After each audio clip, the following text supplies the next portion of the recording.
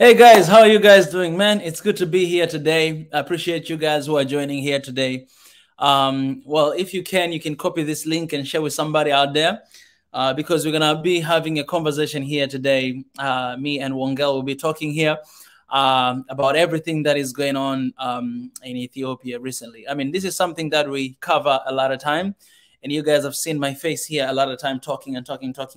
But also, it's always important to talk to the people who are coming from that side. And I think the first person that I'll be talking to today, it's Wongel. And then in the coming days, I'll have a conversation with Obang.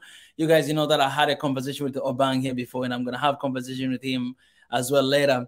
And it's all because these are people who love Ethiopia unconditionally. And these are people who they see Ethiopia as one. These are people who they want nothing but the best for Ethiopia.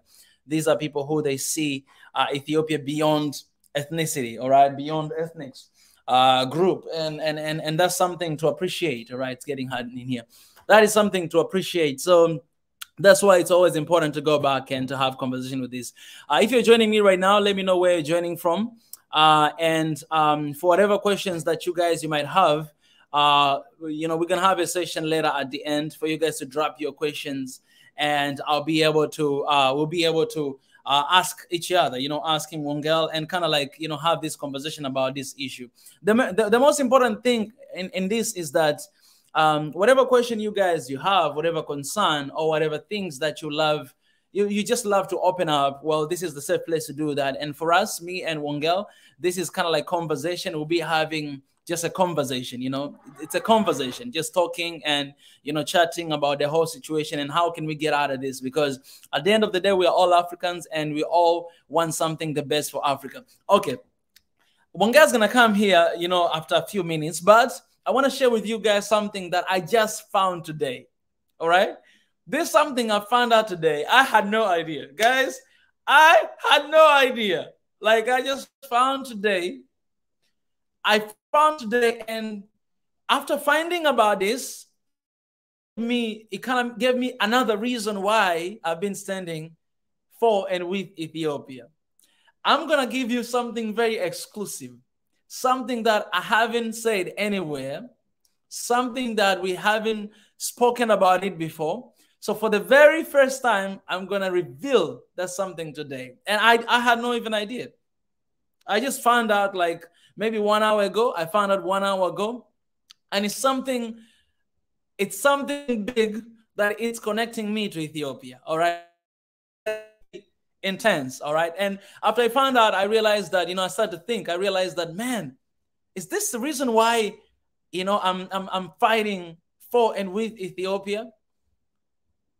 But I just found out today. So it's not something that I knew before. I just found out today, like how connected and how close we are with one another. You have no idea. So let me say this before. Let me tell you. Let me read comments a little bit, and then I'm gonna open up about that because I want all of you guys to know this.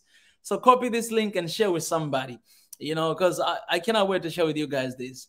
Appreciate everybody who is joining right now. And let just me say before I begin that, guys, we have been in the process of raising funds for Swahili Nation One Africa headquarters, offices. And I just want to extend my gratitude and my appreciation to these number of people. We have more than 100. We have actually 110 people donated so far, and we have got 3,287. Our goal is 25,000. So I want to appreciate these people who gave. I gotta say, man, there's a lot of things going on, in Africa, in our countries. So when you find people giving generously, it's something to appreciate because every single money, it has something to be done with. You know what I'm saying? Like there's nothing just for free. But for us, we are dedicated. We are determined to fight for Africa, to fight for brothers and sisters. And we know one thing that will easy our works and what we do is by having offices so that we may operate in a different capacity and different levels. So I want to just appreciate, take a moment to appreciate every single one of you who have contributed to this campaign. I love you guys. Thank you so much. You guys mean everything to me. You mean everything to this community. And as we are going to have these offices one day, you know, you just need to know that you have a share in that office, right? So whatever you come to Tanzania, whenever you're planning to come, you just know that you have your own office right here on the land. All right. You just need to know that. So if you want to deal with the process of visa and all those things, we'll be there personally. I will be there. Our office will be there personally to assist you, to help you, to make sure that you get what you deserve. And this is for those who has contributed for this. We're going to go to the extra mile because our office is not a migration office, but we're going to go to the extra mile to those who have contributed. And we have all the names of people who contributed. And, you know, we wanna let you guys know that everything you've done, you didn't do in vain. You've done it in purpose. All right. I see Bihay here sharing a lot of questions. If not, why Africa leader continue to accept corrupt foreign military-based system in the continent? So, BA, I want you to keep your question until the end. We'll have a session for the questions, because if you drop right now, I'm not going to be able to see them at the end. So keep that question. We're going to answer at the end with Wongel right here. The link for this GoFundMe is down in the comment section. You guys can go through that and support. All right, guys. Wongel, she's going to be here, you know, in no time. But I want to share with you guys something exclusive before we begin with the conversation of, you know, Ethiopia and the current situation, right? Let me say just this. The other day I came here, guys, and I shared with you about the two enemies of Africa, right? Two enemies of Africa you never thought of. And I've spoken about time, and also I've spoken about discipline. That a lot of us Africans, we don't care about time. We do not keep time. And because of that, we are far away beyond those countries that they call themselves developing. But it makes sense because we always, you know, we don't care about time. Time is the precious thing that you could ever ask for. And we have been given the same time, everybody, everywhere, but we are wasting a lot of time. And that is a huge problem. Discipline of work, right? You're working in the government. You're supposed to serve people. And at the end of the month, you receive your salary, but you don't serve your people because you want to get money in order to save your people, to do your job. You know what I'm saying? It's something that it's a big problem in Africa. We say corruption. It's a big problem in Africa. And these are two enemies that they really, really, really, really, really dry us out, like dry inside out. And if we do not change, if we do not start caring about time, and if we're not disciplined enough for our work, for the time, and for everything else out there, then we're not going to be able to see transformation in Africa. And how can we change that? You personally and me start caring about time. Be on time, save time, keep time, protect time, embrace time. Don't fight with time because you will lose. Time, like right now, that 1 second, it will never come back. Oh, another second, will never come back. That is gone. That another second, it's gone. It will never come back. You know what I'm saying? We'll never have that back. It's just gone like that. The difference between you or me and the richest man on earth is just how we spend 24 hours a day.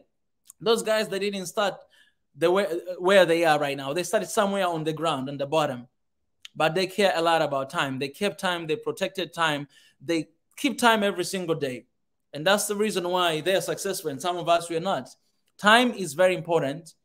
If you're not successful, whoever is not successful, this is my own research, whoever is not successful out there, just go back to the time. Look at your time. How do you spend your time? How many hours a day do you spend on watching Netflix? How many hours a day do you spend on scrolling in TikTok and Instagram and Facebook? How many hours do you spend on doing that? And then look at your life, where you are right now.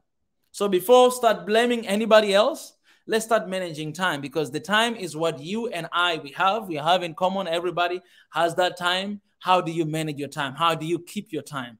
If you don't keep your time, forget about being successful. Forget about that. Forget about that. I'm telling you right now, forget about that. Because while you're sleeping, there are people working. While you're watching movies, there are people working. While you're doing this and this, wasting time, there are people who are keeping time. And I'm telling you, you do not want time to be your enemy.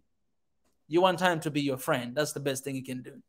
All right. That's what I've spoken about, the two enemies of Africa. So let me go back to the exclusive. So in Tanzania, one interesting thing about Tanzania is that there's so many nationalities in Tanzania.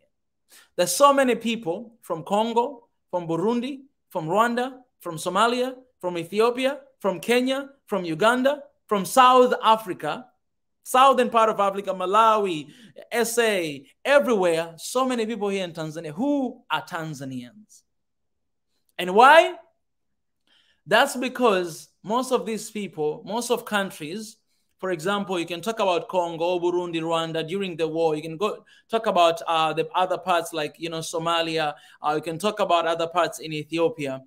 A lot of people, they moved long time ago. And they came to Tanzania. And they become, like they were born here, some of them, they moved here as refugees, but they are Tanzanians now. What am I trying to say? So in Tanzania right now, when you come, you'll find there are Ethiopians who are actually Tanzanians. There are Somalis who are actually Tanzanians. Burundi, Rwanda, like everywhere. Like these are things that I never thought of. But today I'm gonna reveal something very important that you'll never think of. So they're everywhere. Even when you go to the southern part of Tanzania, there's this one tribe called Ngoni. These are people who, ran away a long time ago from South Africa. They're Tanzanians, and it's Ngoni tribe in Tanzania, but they're Tanzania. There's another tribe called Iraq in Tanzania. Those Iraq people, originally, when you go back to the history, they're from Ethiopia. They're from Ethiopia, but it's a tribe in Tanzania. Even their language, it's kind of like similar to theirs. But these people are Tanzanian now. Even like how they look like their hair, their face, everything, they're Ethiopians. Man, I just found that today. I had no idea. I knew Iraq tribe here in Tanzania, but I had no idea that originally they're from Ethiopia. They moved long time ago. Iraq people here in Tanzania. And a lot of people in the northern part of Tanzania, like Arusha and some other part, man, a lot of people who are living there. These people are from Ethiopia. So that's not exclusive. Exclusive is this. I just found out that my brother's wife, she's originally from Ethiopia, and we never knew. Oh, God. Oh, my goodness. I just found out that 1 hour ago before having this stream. That my brother's wife, she's Iraq. She's from like, what we say, in Swahili we say Wairaki. So Wairaki, it's not like Iraq country, but it's a tribe here. And I had no idea that those people are Ethiopians. But now they're Tanzanians because, when you trace back a long time ago, the ancestors moved here. So even how they look like, their hair and everything, that my brother's wife, she's beautiful. She's amazing. I'll tell you this one thing. This is exclusive. I've never been told my brother. So the first time I saw my brother's wife, I went to this one church where he was living, and then I saw this one really beautiful lady in the church. I like that lady. I was like, man, I like this girl. This girl, man, I wish I had more time because I was just visiting there. I was like, I wish I had more time. I would go and approach this girl. Maybe she could be my wife or whatever. I thought about it. I saw that girl in that church. And guess what? A few years later, I came back from my brother's wedding. My brother was marrying the same girl that I saw for the first time in the church. Apparently, he saw the same thing. So today, 1 hour ago, I just found out that originally from Ethiopia. So I took my phone call and I called her. I said, all right, my sister-in-law, you have to tell me, where are you guys originally from? Where are you originally from? She didn't want to tell me because it's something that I don't know. Like, people, they're not really ready to open about this because they feel like this is how they're feeling. They're feeling like if I open up that I'm originally from that country, I might not be accepted in your country. But that's not the truth. Because this information that I'm giving you right now, I'm in Tanzania. So many tribes that are in here are not originally from here, but they're part of Tanzania. It's 121 different tribes, including those tribes I'm mentioning, but they're originally from Ethiopia. So I called her and I asked her. She didn't tell me. And then I told her, I say, I know. I found out the truth that you guys are originally from Ethiopia. Now I know why I am so connected to this place. I know why. Why Ethiopia? Because honestly, I was just doing because it's my calling for Africa. And I know this time Ethiopia needs Africans, and we are here for Ethiopia. But I did not know that my brother, he actually married to the lady that originally they're from Ethiopia. Hey, wow, that's exclusive, man. So you guys don't tell me that you're not Ethiopian. Leave Ethiopia affairs out of here. Get out of here, man, because I am Ethiopian. My sister-in-law, she's Tanzania. She's also Ethiopian. She's an African. That's what I'm trying to say. So don't tell me to stop talking about Ethiopia. Don't tell me to stop talking about any other country gonna be talking about, because this is Africa.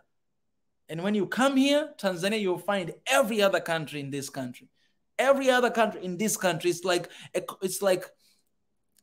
a mixed pizza. You know, the pizza that has everything in it. Like it has pepperoni, it has like some beef, it has some tomato, it has some garlics and some potatoes. Like it has everything. It has everything. Hey man, I'm blown up my mind. Honestly, I'm blown up my mind, man. Like, now this is personal to me, all right? It was personal to me from the start. I gotta be honest with you guys. You have seen how much, but now I just found out about this. So I'm fighting for my family. Do you understand what I'm saying? This is my family. I am fighting for my family. So when I say that, guys, we are one people. We are all Ethiopians in the case of Ethiopia. If you're not from Ethiopia, you're one people. Here in Tanzania, people, they know this information, but you know, nobody cares about it. Nobody says that, oh, those Iraq people, they are originally from Ethiopia, they're not Tanzania. Nobody says that. If you go to Kigoma, that Kigoma place, first of all, you're going to find a lot of people from Congo, Rwanda, Burundi. They speak even Burundi or Congolese and Swahili. They speak that, but nobody cares about this. Nobody cares about that. Here in Tanzania, people, they move, run away, and they came here. Now they're part of this place. There are tribes among 121 tribes, but we're living in peace. Nobody cares about that because we only know one thing, that we are Tanzanians, that we are Africans. So why hating somebody because he's not coming from your tribe? Why killing someone because of their ethnicity? Why? Why? We have countries where people are living together in harmony and in peace, regardless of that. So this is possible. It is possible for Ethiopia. And I want you guys, all Ethiopians who are watching right now, to know that it is possible to do that, to live in peace and harmony and in love with one another. It is possible to see each other as Ethiopians. It is possible. And I gotta be honest with you guys, I do understand when you feel like your tribe is being punished, when you feel like your tribe is being looking down upon, when you feel like you are lesser than anybody else. I do understand that. I gotta tell you, I understand that more than you think. Because I'm telling you, I live outside for 9 years. When I was outside, everybody was looking down at me because of the color of my skin. Because I am African. Everybody looked down on me. They treated me like an animal. They treated me like a piece of shit. You go, you sit somewhere, people are standing there walking away. You walk in the shopping mall, somebody turn around, sees you and act scared, oh, and run away. 9 years, I experienced that every single day. So if you're coming from the tribe that people look down on you, don't sit there and think that I do not understand that. Yes, it might not be about tribe, but this is about nationality. We are being racist towards one another. Okay, racism is about color, but even that, I don't know how to call if somebody is being like racist towards you because of your, because of your ethnicity. I don't know how to call that, but I experienced that 9 years every single day, being treated like shit. And I know that I'm good, I'm worthy. That's why I say this quote. That's why I said this. Don't settle for anything lesser than your value. Because I've been in a place whereby everything else, everybody else surrounding me sees me lesser than anybody else because I'm black. I've been in that place, being treated like that. So don't think that I do not understand the feeling. The feeling is this. You are all Ethiopians, and you think you're treated bad because of your ethnicity. So you're like, but I'm Ethiopian. Why do you treat me this because of my tribe? Why? Like yes, I'm Amhara, but I'm Ethiopian. Why do you treat me because I'm coming from this tribe? Why? But we are all Ethiopians. Why? Why? Why? That little kid who said that, you know what, I'm not going to call myself Amhara anymore. Please don't kill me. That people were begging for his life. The same feeling you guys are feeling, the same feeling I felt when I was far away from my country. And I was like, why do you treat me like an animal? We are all human beings. I have 2 eyes. I have 1 mouth. I have the same blood as yours. Yes, my skin is different, but underneath this skin, everything is the same. Yes, I might have some part of body bigger than yours, but we are all human beings. Why do you treat me like an animal? Do you understand that? It's the same feeling. It is the same feeling. I felt that for 9 years. So when I'm fighting about this, because this is personal, when I'm fighting about this, whatever country in Africa, because this is personal. When I'm fighting for Africa, because this is personal, it comes from a personal experience. When we are raising this amazing movement to defend and to protect the image of Africa and to bring back all the heritages that were taken away from us and to become the bridge for oneness and peaceful Africa, we stand for this mission because I stand for this mission because I have experienced this in a personal level. It pained me sometimes. I wanted to walk away. I wanted to run away, but I stayed. I was supposed to stay for 5 years. I ended up staying for 9 years because I had a job to do. Did everything change after 9 years? No, heck no. But I left my mark there. And I was awarded honorary citizenship for what I have done. For what I have done. So it's up to you. You can keep holding the cards of, oh, you're not. Hold that card, man. My sister-in-law, she's actually Ethiopian. Dang, I had no idea. Man. I need to start off my country as well. Man, I had no idea. But I know how you feel. Do you understand that? I know how you feel because that's the same feeling I feel too. We are one people. Come on. Our sister Wongel, she's already here, guys. Anytime she'll be inside here and we'll continue with this conversation. We are one people. That's the message. That's what we are trying to tell every single one of you. We do not ignore the pain you're going through because I know the pain. So maybe some of you might sit there and just think that, you know what, you do not understand. Man, until today, yet I haven't opened the experience of that, being treated like an animal. That's how you feel, right? You feel like you're being treated like actually worse than animal because, out there they treat dogs better than blacks. You know what I'm saying?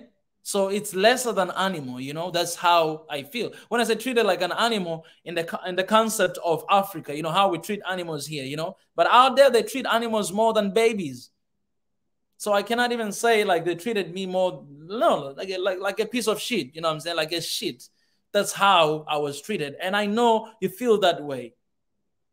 You feel that way. And you lose hope. And you're getting angry. And you want a revenge. And you don't want to care about anybody else, about any other tribe except yours.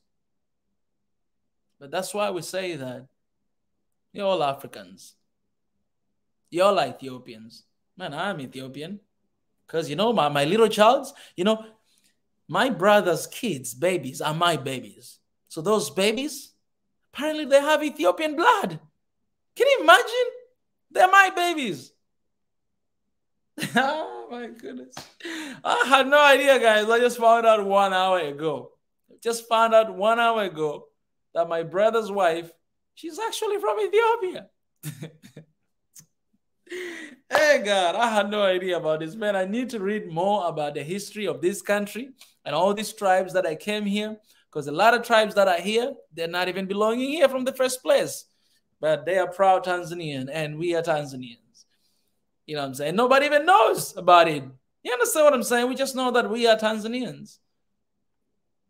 And so I want the same thing for my brothers and sisters in Ethiopia. You can still be proud of your tribe, but you can still think about that oneness we always talk about.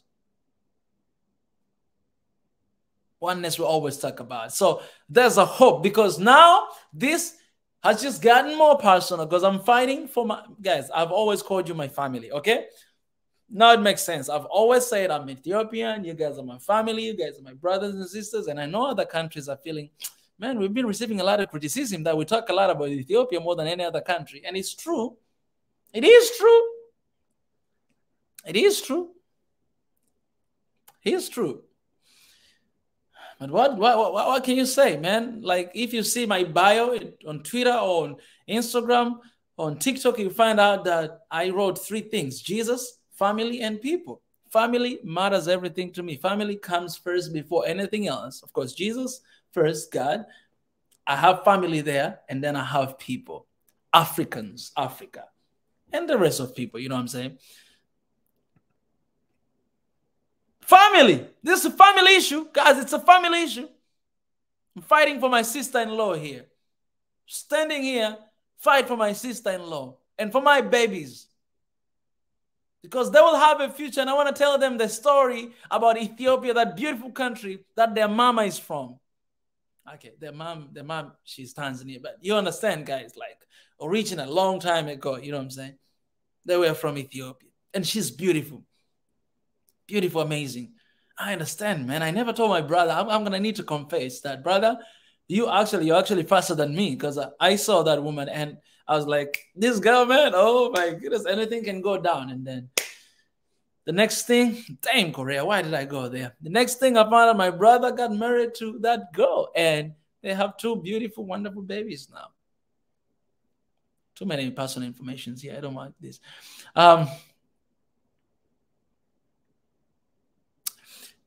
All right, guys, this is going to be an amazing session. And today, it's a very interesting day, because I'll have 2 conversations. The first conversation is this right now with my sister Wongel. And then another conversation I'll start from 9 p.m. Later on with my best friend. We'll be talking about the genesis of Swahili Nation, how we started with Swahili Nation, how I started with Swahili Nation, because he was there. And I was making noise to him all the time.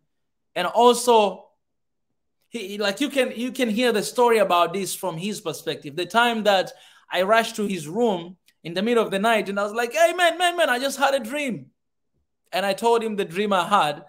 And I even forgot about it. But last time he was sharing with me, and I was like, oh, my goodness, I cannot believe this.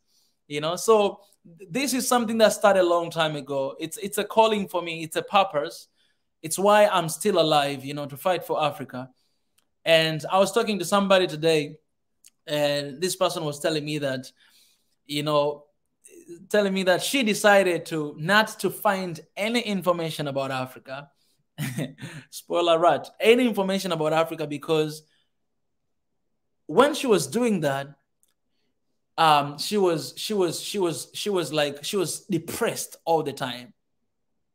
She was depressed because when you wanna love Africa, you feel like Africa is not loving you back, because every single day there's just a series of bad things, bad stuff, and you're like, oh my goodness, what the heck? And it frustrates you. And so a lot of people, they decide not to love, because if you love, you will care, and if you care, it will hurt you.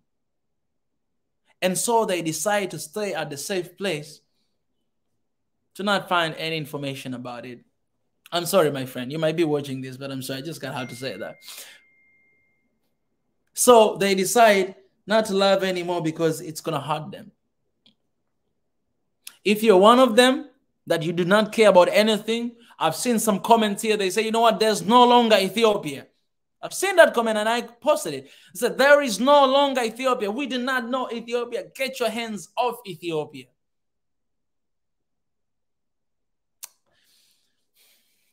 And I'm like, yes, you want to save your people. You can't save your people if there's no longer Ethiopia. The country is never formed by only a single tribe. Not.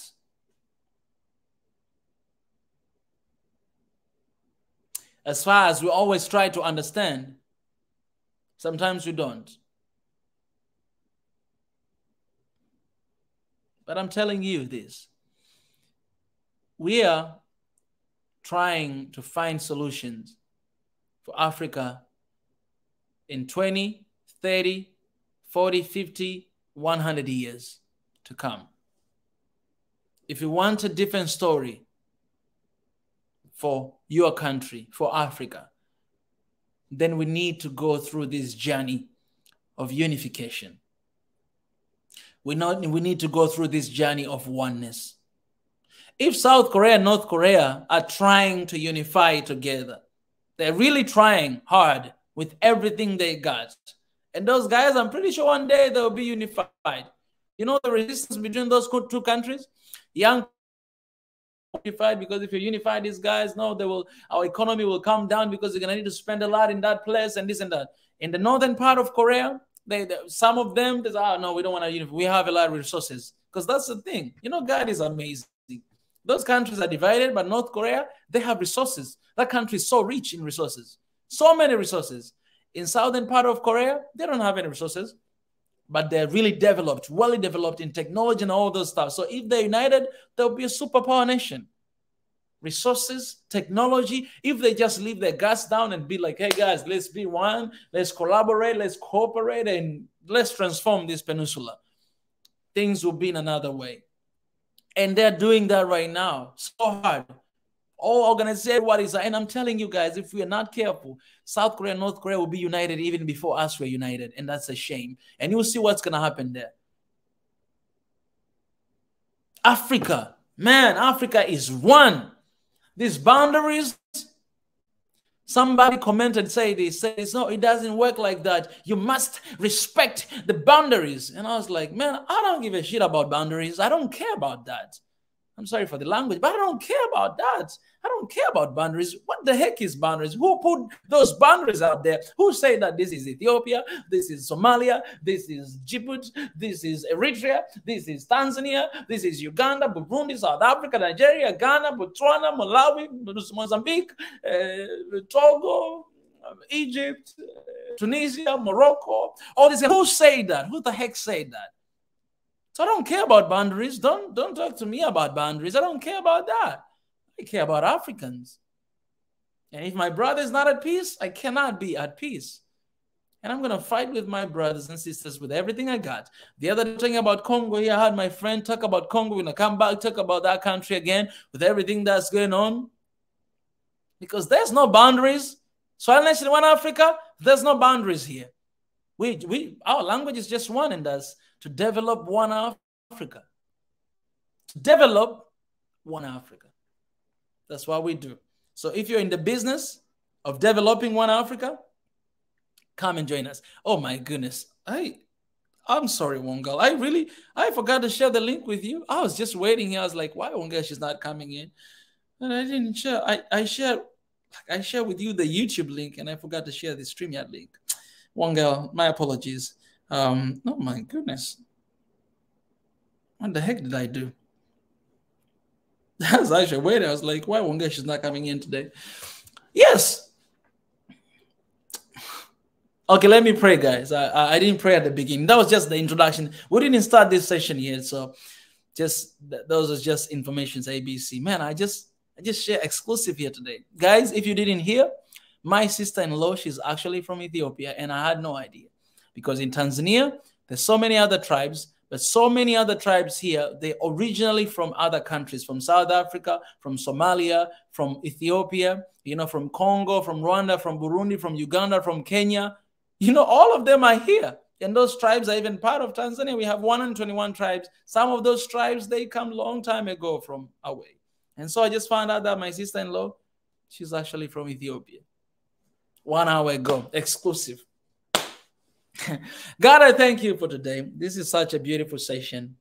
And just finding this information about my sister-in-law and about my babies that they're also having like Ethiopian blood. Maybe I do have to, but whatever the case, we're all Africans, and we're here to fight for that. We're here to talk about Ethiopia today, with Wongel. And so we just pray that you give us wisdom, you give us understanding for us to actually understand who we are, that we are one people created to love one another, to live in harmony and peace. Yes, this is our prayer, this is our vision, these are our goals, these are our desires. So we pray that as we're having this conversation, that it's not just gonna be empty words, but it'll be something that will actually bring change. So thank you. I give you praise and lead us in this conversation today. In Jesus' name, amen. Amen. All right, guys, I have my sister here. Man, I have my sister here already. So I'm just gonna put her in 1 second. And I appreciate everybody who is joining here today, in this session. All of you guys are watching from different places. I love you guys. And it's about time to talk about our family. Remember the campaign we have to start our own offices, so you can support that. The link is in the comment section. But more than that, for now, we're just going to have this amazing conversation. All right. My sister Wongel, what's up? Hi. I was waiting for the link for a bit now. Thank you for sharing. Man, let me just apologize, No for problem. that. Because, I thought I shared with you. So I was like, okay, I'm waiting for Wongel here. But then, when you're not showing up, I was like, what's going on? But then I didn't share the link with you. I'm really sorry for not doing that. No problem. And you were kind of preaching, so I felt bad even Look at you. entering the chat. Yeah. Well, I appreciate. I think I cannot really change people because they always just tell me the same thing. Like, you're kind of preaching. I'm like, guys, I'm just talking. Yeah. I do understand. Well, I guess it's a gift. Like everybody has their own gift, and yours is just to preach. Actually, just this is another side note. I used to preach a lot. Really? I'm that kind of guy that I go outside the street, like I go to the market and just to preach about good news. I used to do that. Wow. I used to go to schools, to universities, to different places just to preach. Let me ask you this. Where did you get the confidence? Because I'll be so scared just talking to strangers. Like I would feel so like, how like people might not receive you in a good way. And how did you handle that? Man, like, for me, everything is influenced by faith, right? My faith in God and in Jesus. So, this is the feeling I had. All the time I felt like the world is gonna end tomorrow. Okay, it might sound like out of fear, but not really fear, but it was coming out of caring that, okay, if Jesus is coming tomorrow, I want Wongel, I want everybody to go with him. So I need to tell them the good news, right? So that kind of mentality I had. And to be honest, I was always scared. I was never just confident to be like, no, I was scared. Every time before I step out and talk, because you go to the clubs, right? We have this like local clubs, places where people are drinking, right? So you go there, you stand or at the market, and you're just holding a little microphone, and then you start preaching that, hey, Jesus loves you. This is what I was doing when I was in middle school, and people, they thought I was gonna fail exams, but I passed my exam. I went to high school, and then I got a scholarship. I get out of Tanzania and Africa. So like God blessed me a lot because of that. But I was scared, I was scared, honestly. I was. But Yeah, it you just, can't be easy. yeah. Mm-hmm. And as a kid, especially. Oh yeah, Wow. yeah. I was very young. I was 16, Wow. 17, even before that. Yeah. So I guess, I guess, you know, I guess like everything began from there. Like there's something that, God was preparing to be at this moment today, caring about people, and, talking to people, and talk about the good news, because that's the good news you're talking about here. We talk about love, peace, and unity. That's the good news right there. So yeah, everything began there, and today we're here, fighting for our beloved Africa, and Mm. in this case Ethiopia today. So it's cool. Yeah. Yeah. No, it's Well, wonderful. Wongel, first of all, let me appreciate you. First of all, for everything you're doing. We have been doing, Swahili Nation News for a while now. I want to appreciate you for your commitment and for always bringing up amazing topic, the things that are going on in Africa. People are enjoying it, and I personally, I enjoy every time, checking out what's going on through the work you're doing. So I appreciate you for doing that. Tired, tired. I don't know how to say this, but without stopping. So I appreciate you for what you're doing. Thank you. Mm. Thank you. All right. Thank you. Okay, okay. Seems like you don't have anything else to say. No, okay. But no, as in you gave me I thought it was a compliment, so I'm receiving it. I'm saying thank you, but I think I forgot to give it back. So I No, want no, to no. thank you as No, well no, no. I for don't want that. everything you're doing. I don't want that.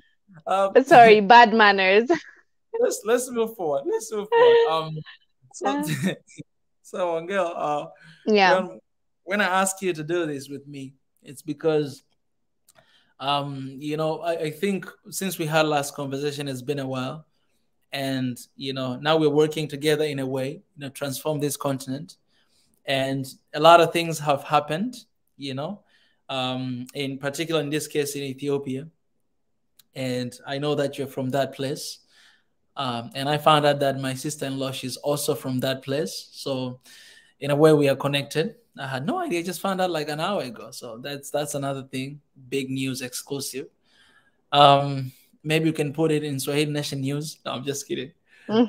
So, um, well, so I mean, I I don't even know how to start this conversation, but what would you say about everything that is happening? And I know some people, they might not know. That people were asking me today, like, what's really, we don't know, like, we don't really know what is going on, and we always talk about this. But if you can give us a little bit of a recap of the current situation that is happening. Well, in a nutshell, there's insecurity in Ethiopia, as in there are people that are being killed left and right, and specifically, I know your stand on this, like how you're very committed to the Ethiopians, like Ethiopians are dying, right? Or you generally say it's Africans. And I get your point. And I know that's how, like, we have to look at it if we want to eradicate this tribal mentality, or, allow some activists, they call themselves activists, or some people want to portray, it's just so complicated. I don't even, I genuinely, I'm trying to do my best to not fall into the politics of it. When, someone dies, it's like, okay, let's not talk about the tribe. But how can we not talk about the tribe? Because there's a specific tribe that is being killed. In this case, the current situation is the Amhara tribe, right? People which are Ethiopians, which are Africans, like, and then if we want to extend it, Black people, right? So it's they are dying. For me, it's a senseless crime, because at the end of the day, they're targeting civilians. They're not taking it to the battlefield. They're not fighting a war to liberate their people, as they would like to call it. That's not happening. What they're doing is they're going out there and finding the most vulnerable and killing them, and all in the name of tribe. But I feel like it's deeper than that. I feel like it's a fight, like it's a struggle for power. It's about, people wanting to rule, people wanting to um eradicate someone they think as a threat. But at the end of the day, the main thing for me is I want to focus on, how did we get here, and how can it get better? How did we get here? I mean, most of us know this because we've been indoctrinated to thinking this is one tribe, this one is better at this thing, and this one is that way. Like, we all know that. Like, even the people that don't want to admit it, you in a way were influenced into thinking some type of way. That is why it's coming out now. That is why we're seeing the hatred we're seeing towards one another. And it really sucks. It really is sad to see this, because it's innocent people that are dying. These are not soldiers that are dying. These are people that has nothing to do with anything. They are just trying to survive. They are going out there. They're farmers. They're students. They're just trying to live their lives the best way they know how. They're trying to hustle like any of us. They're not worried. They're not even thinking about what's going on in the politics side of things. And they're unfortunately being used to send a message, or to scare people, or to start some civil war between us. And I see the bait, like, the for what it is. But also, I feel like we as a people, we as citizens, and the people that believe that we're Ethiopians, we don't want to talk about this tribe, that tribe. There needs to be justice, in my opinion, and there needs to be accountability. And and when we're talking about this, I don't believe in extremism. Like, let's say once you are so for this government, and then once you hate that government, or you believe in your heart that's like their fault. For me, it's like, what okay, you have done good things in the past, and we've talked about it many times, with especially with this specific government, Prime Minister Abiy's government. And then now, for me, in my opinion, they're falling short when it comes to protecting their people. Like, at the end of the day, the governments have responsibilities of what, like, protecting their people and making sure that people are served, making sure that there's education, there's hospital infrastructure, so many things a government. So there are so many responsibilities of a government, and one of them, in my opinion, and I believe that's an objective truth, is to protect your own people. I know it might not be easy. I know it's easier said than done. Me sitting here asking for protection might be, like, putting it in a simple way. But at the end of the day, if you're falling short on that, like, how do people now have the confidence in you to continue supporting you? Because there were so many people I know personally that supported this government, like, with everything they have, because they believed, like, they are gonna, this government is gonna help them, is gonna bring prosperity, as they're promising. They're gonna bring so much change. But in the same, in the same breath, we're seeing, unfortunately, so many chaos. I'm not one of those people that believe that it's the government doing this. I genuinely don't believe that. Yes, there are people inside that entity that were there long before Prime Minister Abiy came into power. They were there, they've been there, they're part of, TPLF, part of that regime, and that kind of like they're loyal to that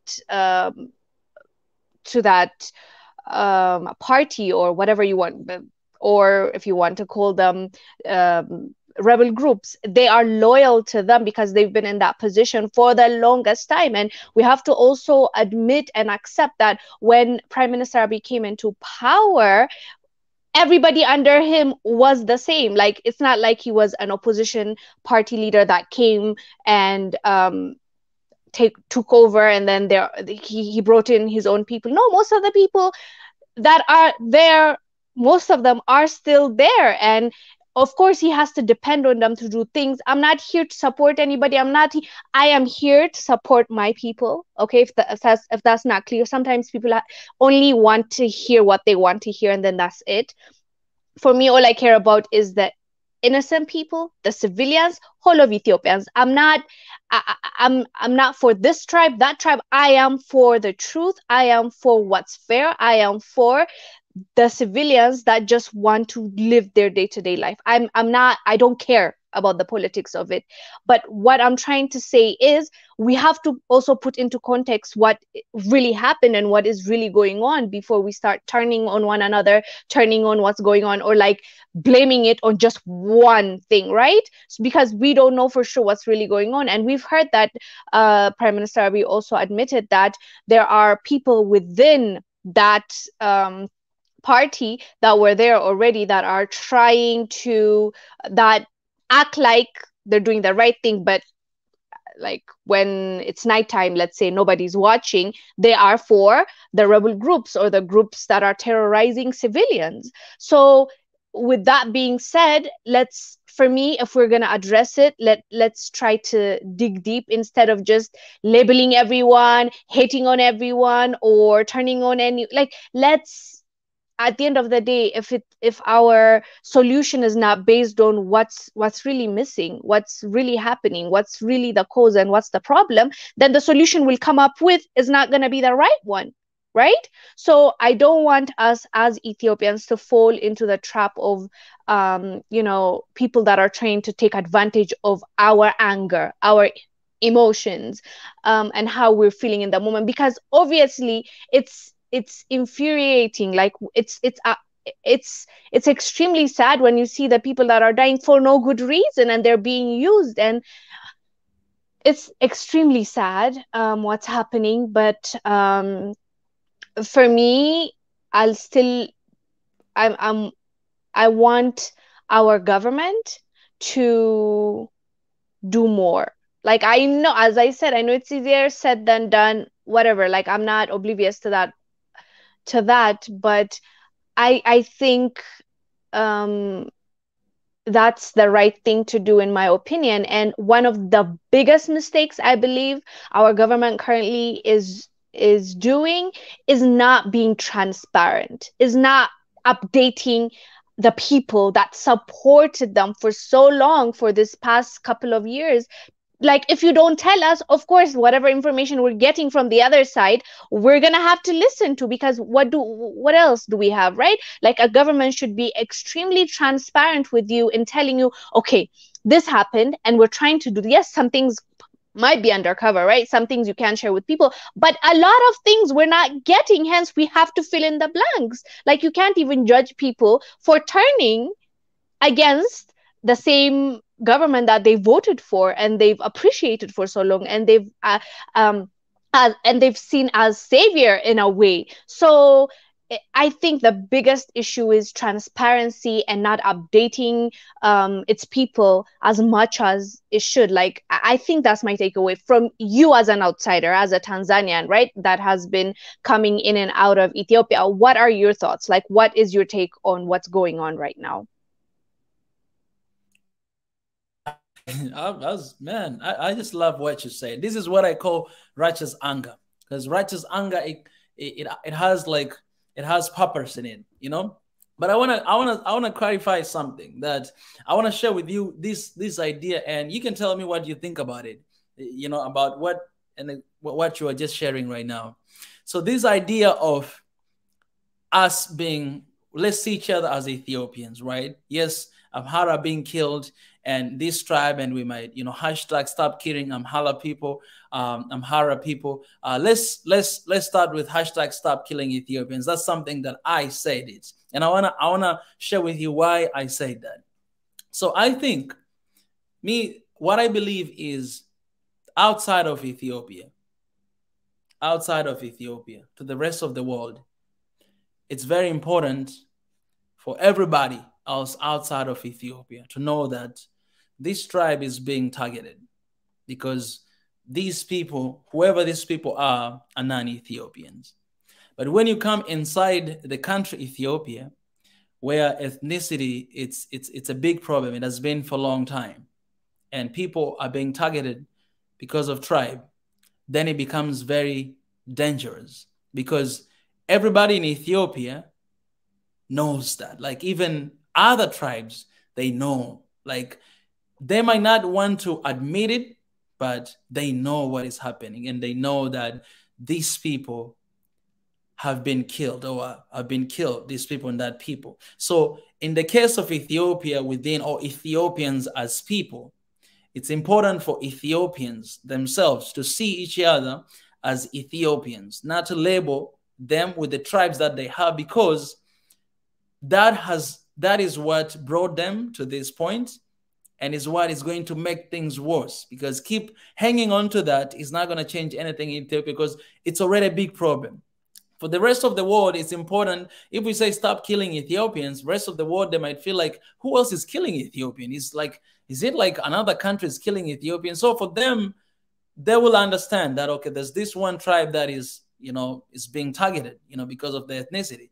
But when you go within the country and within the people, then it's important for us to spread the message of that, you know, if I tell you, you are a killer, right? You believe that, okay, not you, like that person who is targeting me, he or she believed that they're killing me because I am coming from Amhara tribe, right? And maybe he or she is from another tribe. That's how they see me. But I don't know if they think that I'm Ethiopian, or they just think that I am Amhara, because it feels like in Ethiopia, like your tribe, it's like it's more important than even your nationality. Like if you are Amhara, that's the most important thing than you being as Ethiopian. So if we change this mindset, which is not something that can happen just within a day, if we change this mindset that, oh, these Amhara people that you're trying to kill, they're actually Ethiopian, and you're actually Ethiopian. So like you are actually killing your own tribe.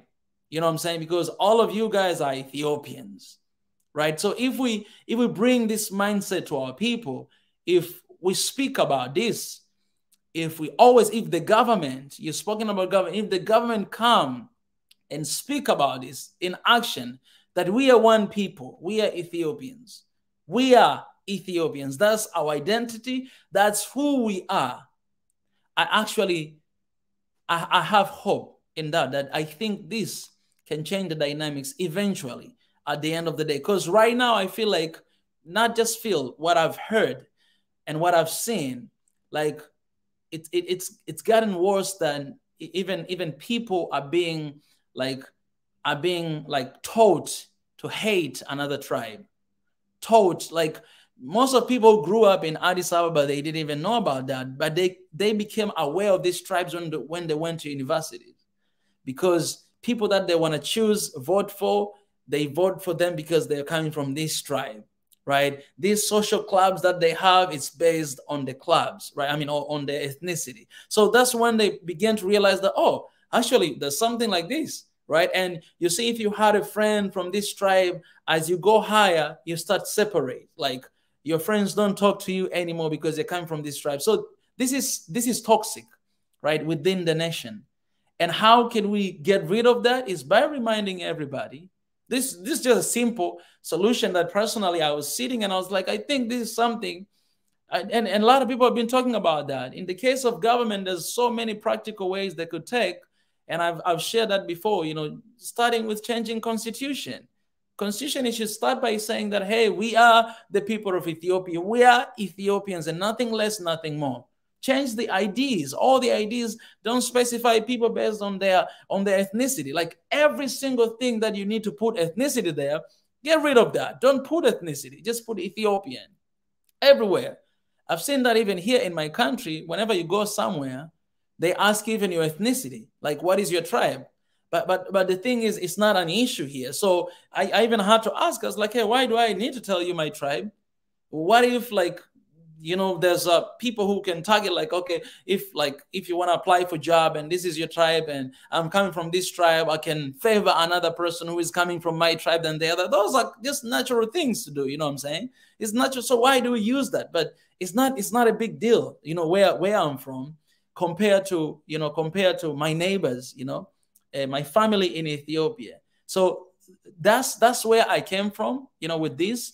And I'm looking at the diaspora outside. I'm talking to my friends outside, and this is what they say, that it's really worse, because right now I have no friend from here on there. Like nobody wants to cooperate. Like there are people who are doing that, but there are people who, like, literally there's groups like everywhere. That group, this is that group, everybody, like, so this rage that is going on within the country is everywhere else where you find, the people of Ethiopians. And how can we get out of there? That's where I'm coming from. I agree with you, and I love your concept. And as you said, it's gonna take a lot of time, but it's worth trying. What else is there now? Like, it's getting worse, as you said, and obviously, I'm hoping that, like everything else, like when it's going to be daytime, the way it gets really dark.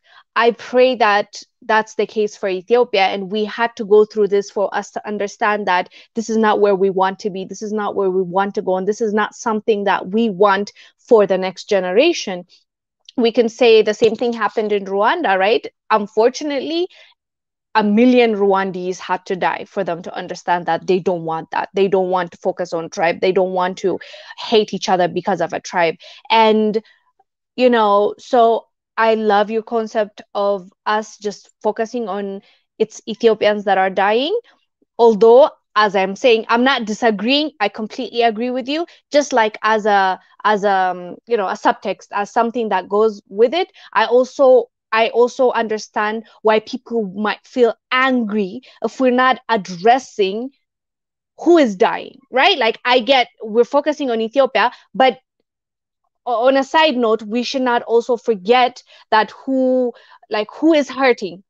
It's the civilians. Yes, it's Ethiopians, but who are they targeting? We should also, because people feel like, why are you trying to hide it? Like, my people are dying. You get what I'm trying to say? Because you also don't want to lose them when you're trying to focus on unity, because obviously what you want is for everybody to be on board, but everybody won't be on board if they feel like you're trying to hide. You're not, I know that, but they might take it that way because they're hurting. They might take it that way because at the moment it's their brothers and sisters, like literal relatives, not brothers and sisters in a sense of we're one, but like literal relatives that are dying, like they're losing a brother, a sister, an uncle. So for them, when you're telling them, oh, let's just say Ethiopia, they might find it offensive. You get what I'm saying, Mika? I'm just trying to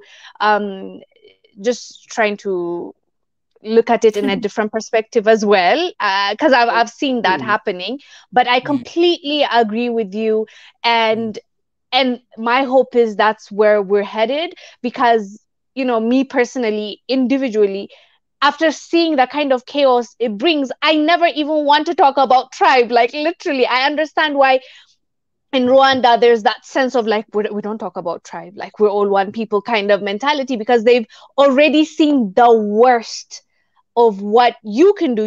It's not even just like pointing a finger and saying my neighbor will do this. Even you, how do you know that you're not capable of doing that? Because that's when you start realizing, oh, I'm even capable of the worst things. That's when you're like, okay, let me calm down. I'm not holier than anybody. Let me just try to check myself. Let me educate myself, and then I'll extend that to people that are around me. So I love your concept, and I pray that that's what we're going to do, not just Ethiopia, but other countries as well. It's not just Ethiopia, by the way. Yes, at the moment, the hot topic is Ethiopia, and this is happening in Ethiopia, but there are so many countries within Africa and outside of Africa that the focus is usually tribe, and it's everything more than, as you said, like citizenship, more than, seeing yourself as like an Ethiopian or a Kenyan, or it's more, they will be more loyal to their own tribe. But if we teach that there's one tribe and it's Ethiopian tribe, maybe, not maybe, mostly it's gonna help, but it's going to take a lot of time and a lot of extensive educating, I think. Yeah, indeed. Like it's hard, because even the way that different regions or different governments are in Ethiopia, there's government of Oromia, or government of this and this, so it's like everything, even if this mindset we change, but everything you see visually, you see something else. Like you go to this region, you see something else. You go to that region, you see flag, you see, it's like those guys, those bastards, they did a really good job to, in a bad way, to really divide Ethiopia in that way. Like those are the guys that had vision for like 100 and 200 years to come of Ethiopia, but in a worse way, and somebody stay in the regime like for almost 30 years, and they managed to do that. And right now we are dealing with the consequences. And this is another side note that, Wongel, for me, I'm very careful with that, because somebody, before I go there, but somebody here is commenting, is saying, I want to hear your thought. They say Amharas are not the only one getting killed near Negele. Just last night, over 18 Oromo people got killed. What would you say about this? I've muted I had to unmute that. Unfortunately, I was not aware of that. I will definitely look into that. And it's not just Amhara, as you said. Just a month ago, same thing happened in Gambella. And as we said, these people are terrorizing. It's a struggle for power. They don't care about their own ethnicity. Because I remember was it last year? They were targeting, even though they're claiming they're for the Oromo liberating Oromo, they were actually killing Oromos, but because they're either Christians or they're not speaking in the language that they wanted them to speak in, which is Oromifa. So they're in Hararghe region, they have killed their own, but they see them as not the type that I'm looking for, not deep like the way I want you. So they're not faithful to any tribe. I'm not surprised that they did that. They what they care about is power at the end of the day. They're just using the name of the people to get their way. So somebody also asked here, I saw BJ, she asked here before, I can't see the comment right now. So these people, why are they being targeted? Are they being targeted? Of course, they're Amhara, but are they being targeted because they're living in their region, in another region? Or like what we can talk about what happened in South Africa. People were, other foreigners were targeted because they thought like they were stealing their jobs. And they're like, we're going to kill these people. Like a lot of Nigerians were killed back then. But in this particular matter, yes, they are targeted because they are Amhara. But what the other reason behind to start killing them right now and to see this? I know it has been happening for a while. Right now we get these informations, but why them? Like why now? Yeah, what they're saying is it's because, why now is a good question, actually. This targeted crime started skyrocketing within this couple of years. And some speculate it's because, the rebel groups are funding this because they want insecurity so that they can go into power.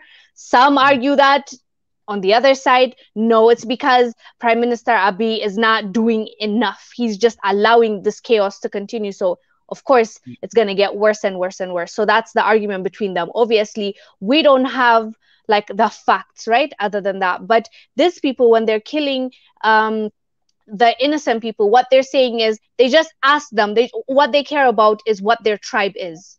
And yes, they are living in the territory of Oromia region. Wallaga is in Oromia region, right? The recent killings. So what they claim, because at the end of the day, we all know what they want. But what they are basing their killings on is the fact that you are from this tribe, then you're going to be eliminated. What do they want?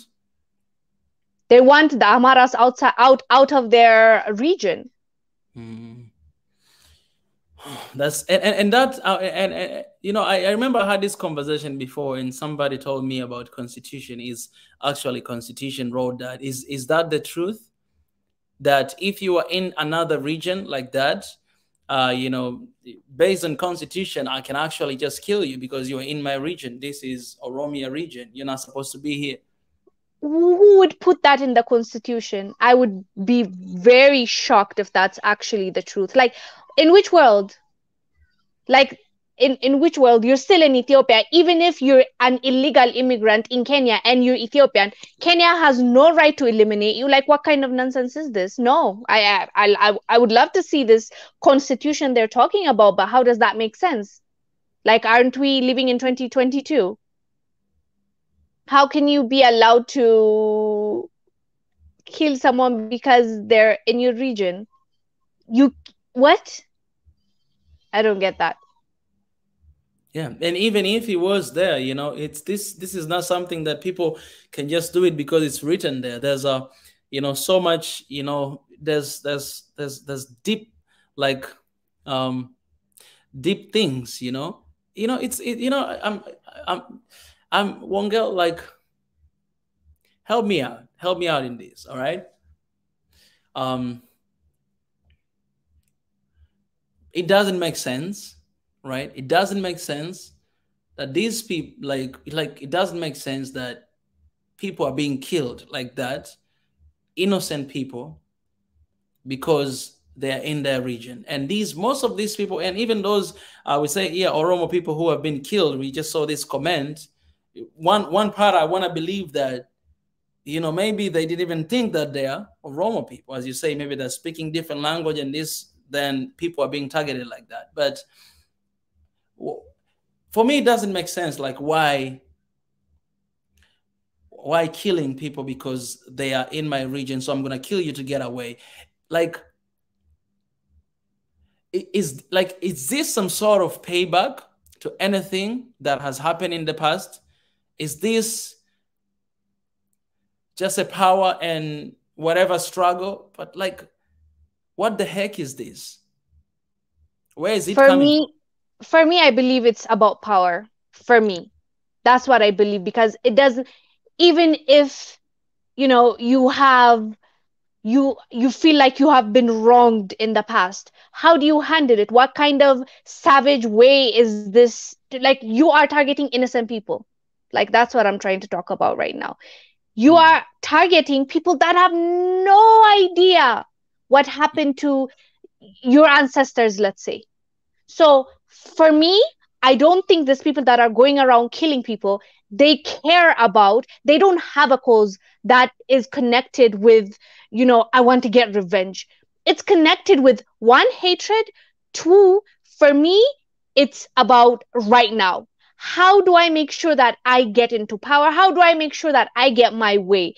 I see a place that I like, I want to take it.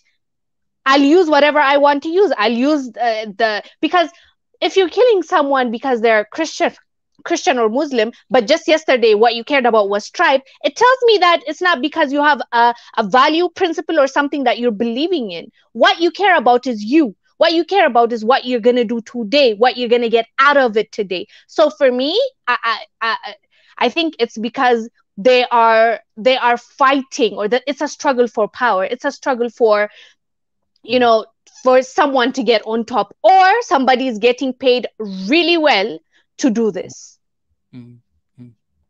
Somebody here is saying AfriTalk, and I'm going to want to hear your thoughts on this. It's not about being Amhara or Romo or Tigran or Gambela or anyone. Corrupt officials are trying to dismantle the Prosperity Party from within because they want to steal. That's part of it as well. I believe that's true. As that statement is, that's what I'm trying to get at as well. There are people. Let's talk about this.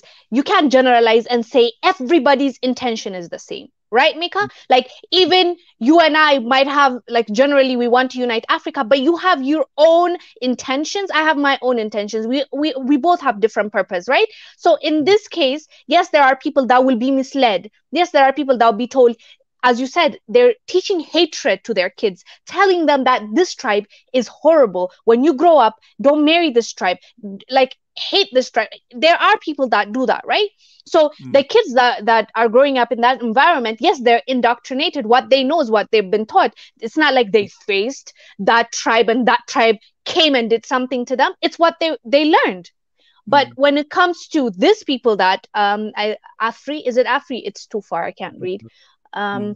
Is saying Afri talk. So what this person is saying is also true, because in this point of time, as I said earlier, after Prime Minister came into power a couple of years ago, he came and sat in the top, but like everyone under him was from the same party. Like everyone was under TPLF. So at the end of the day, even if we're trying to say there are people extremists, there are people that want to eradicate a certain tribe, there are people that are hateful, there are people that are just killing for their own benefits, there are people like this person that Afri mentioned that are still in that position. It doesn't matter if it's the Prosperity Party. They were there before he came and they're still there. Yeah. Granted, the government is saying they're doing their investigation, they're arresting people, blah blah blah. We can't confirm. As I said earlier, the government, the biggest issue of our government is they're not transparent. They're not as transparent as they should be. So, with that being said, those people that are in power, that are corrupt, that have taken, looted, and that have a lot to gain from the chaos in Ethiopia, will continue that. And let's not also forget there's external powers that are manipulating some things in Ethiopia. You understand that there are people outside of Ethiopia, other nations like the US, like Egypt. There are so many countries that have something to lose or win depending on how it goes for Ethiopia. So the bottom line is there are people that will gain if this chaos continues. There are people that want to be in power. Either they were pushed out or they are already there and they're scared that they're going to lose that. So they are going to do whatever they have to do to make sure that the insecurity continues and the narrative continues that Ethiopians are killing each other, instead of there's a specific group with specific intentions that is paying for it, that is indoctrinating people, and that is using everything they can to dismantle Ethiopia from within. That's why I didn't want to focus on and say, it's a specific tribe, blah, blah. Yes, they attacked a specific tribe. And that is, we need to talk about the facts. And I don't believe in hiding. The Amharas are dying. Gambellas, now somebody told us there has been a killing. Oromos are being killed. So at the end of the day, this should motivate us to come together and not allow them to manipulate us into, picking something worse for us. I believe we've seen worse. I'm not saying the people that are dying have not increased in number. I'm just saying the people that were in power for almost 30 years have shown us how they can be not so good. I'm trying to use my words carefully because I'm not in the business of, pointing fingers. All I care about is the truth. And the truth at this moment is civilians are getting killed just because a few people want something. That's what it looks like to me. But the truth will always come out. That's a fact. Yeah. It hurts me a lot, especially right now. The rage that is against the Prime Minister of Ethiopia, it's unspeakable. All right? It's unspeakable. Like it's even not safe for people like me or others who are speaking about this issue, even to mention the name. Like, if I want people to go crazy right now, it's me if I post the picture of the Prime Minister Abiy, on my page. Like I will, what I'm saying? Like, the comments I'm gonna receive, it's gonna be insane. And being called like I'm being paid by the government. But I want to ask you this in this question. Maybe you can clarify if I'm being paid by the government. the one thing I want you to help me out. Do you think there are, this is what we've been saying, but do you think there are people right now, specifically in the government, who their deal is what we're talking about? The deal is to take the current, prime minister away from the power. And so all this string that is happening, they're playing the strings to make sure that this current administration, it looks so bad, it looks unqualified to get out of this power.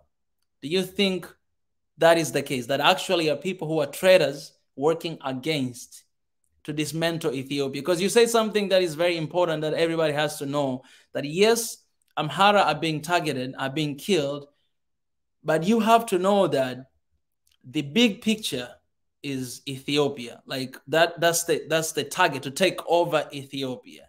That's the target.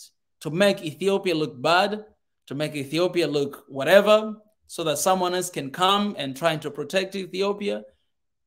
And that's how you're going to get your way all the way to the top. So I'm asking you this question because, like, I want us to think a little bit critically. And, the other day I said this, that guys, I know our people, our leaders might not be doing the right things. Sometimes you can speak about it, you can talk about it, but please, let's stand with them. I say that for the specific reason, because whenever you see someone doing good in Africa, there's always issues like this coming. And we have been seeing that again and again in Africa. Sankara, Gaddafi, the list goes on. And the biggest mistake we made in the past is turning against our leaders, who they were doing really good, but because of somebody else, we believe that they are worse. Now they're dying, we start regretting that. I wish I was there for my leader. So I'm asking this question because I really want people who are listening to get something. That, do you think this is the time to actually stand with the leader, to support him, regardless of what is going on? Or is it the time for us to turn against, like the way a lot of people have turned away and start calling this guy is a genocider, is a killer, is this, so many things that are out there everywhere? How important this time is, because I don't want us to come to realize this once it's too late. Yeah, I understand the question, and it's a valid question. I want to answer this carefully, and as you said, like, it's like putting a target on yourself when you're like saying anything about Prime Minister Abiy at the moment. For me, it's not even about that. It's about me not knowing everything, or not feeling like I know 100%. You can never know something 100%, and you can't say that. If you're saying that, you're full of BS, or you're really out of touch, because at the end, if you're not speaking about yourself, you can't, even about your mom, you can't fully stand up and say, no, she could not do this. You can never say that. Okay, I want to clarify that first. So I don't know. But with that still being said, I don't believe it's the way they're painting him out to be. And it's my opinion. If you want to come for me, so be it. I don't believe he's that monster that he's being painted as, because me, I look at what I've seen so far. I look at the credentials. I look at the things he was able to do, as well as I look at the external factors. How much people hate that GERD is operational, how much people hate that TPLF is out of power, how much people hate that they're losing out in battle, how much people hate that Ethiopia is gonna be the one to sell the hydropower, whatever. Like, you have to look at the bigger picture as well. But with that still being said, and me not thinking that he's the person that people are claiming he is, as I said, it's me. And I can't say 100% because I can't even speak about my mom or my dad like that. I'm telling you, I don't think he's doing this to people. As in, you know how they say, oh, he's the one paying, like he's the one making, like the people are dying because of him. But what I will agree with some people on is the fact that as a government, he has a responsibility as the head of the state. He has a who do you ask when someone is dying and the government is not protecting him? Yes, there might be people under him that are sabotaging his move. I believe that to be true, but at the same time, he's the one that we can ask. Who can we ask, Mika? We can't ask like someone, the Egyptian leader. What we can ask and who we have appointed or who has been voted in power, it's him. So I believe people have every right to question him respectfully of what is happening. How come there's no protection? How come the police are, because when you hear about the witnesses, the people that have survived these killings, they tell you there were officials there. They're just sitting and watching. They're not doing anything about that. Can you imagine that happening? So how does that reflect on him? So at the end of the day, he has a responsibility of protecting his people, making sure that the right people, the people he trusts, are sent to that place when there's chaos to make sure that it's destabilized or it's peace is gonna happen. Like peace is the ideal in that situation. Because yes, I understand we don't have all the resources in the world to cover everything. But if something is happening in Walaga, be quick about it. Make sure that people are covered, the people, because it didn't happen just once, it kept happening. It's not just in Walaga, as we said, it's been happening other areas as well. So for me, I do believe there are people that are sabotaging his movement, and I don't think that he's the monster, the boogeyman that people are saying that he is. But at the same time, he has to answer for what is happening, because he is the head of state, and that reflects directly on him, I think. Yeah, 100%, 100%, Wongel. I appreciate for, for answering that. That was very, I don't want to say tricky question, but it was a good question, and it was putting you in a difficult position in a way, but you answered it very clearly. You're so smart, Wongel. Oh God. Oh, Wongel, do you have a little? Really, Mika, that's your takeaway from this? After I'm like, I don't know, I don't have the answer. I can't say 100%, even though, like, I literally did not answer it very well. That's a good response. I was just asking if you have a little sister, but let me move on to this comment here. No, unfortunately, no. Truths Alive is saying this. Everyone only speaks when their own ethnic group is targeted of genocide. Okay, I'm not gonna use that word because I want to be careful of that. You know, I think I want to be careful with this particular word, to use genocide, very particular word, because in my understanding, genocide, it comes after 1 million people. All right, not to disregard all the people that are being killed. Even if it's one people being killed, it's important to speak about it. You know, we stood for those 2 people who were killed in Burkina Faso or something, you know, during that time. We can stand, even if it's a single person. And tomorrow we'll be talking about South Africa, because a lot of people died there today. A lot of people died there today. And a couple of weeks ago, teenagers, you know, they were killed as well. We're going to talk about South Africa tomorrow. But this comment again, when they're not affected, everyone looks the other way. Personally, I think I've seen that. And it's normal to see this in the case of Ethiopia, because, you know, that's why, again, I was talking about in Ethiopia, within Ethiopian people to constantly talk about, you know, stop killing Ethiopians. They are my brother and sisters and Ethiopians. But the problem why we say Amhara, oh, stop killing, you know, Tigrayan. The problem is because the only people who are talking about that are Amharas. Only people who are talking about Tigrayans when, you know, whatever that was happening before, they were Tigrayan. When anything happens, those are people that they always talk about, so they talk about themselves. So when we say that stop killing Ethiopians, that the concept comes, if I am not Amhara and I see my brothers have been killed, I know they are my Ethiopian brothers. And I know that maybe people who are killing, they're coming from my tribe, but I know it's not right. So I'm going to stand with my people, Amhara. But maybe I might not be even confident to say that, because I feel like maybe my people are going to turn against me and think like I'm the puppet or spy of, these tribes. So let's talk about Ethiopia. In Ethiopia, that, hey, these are my people as well.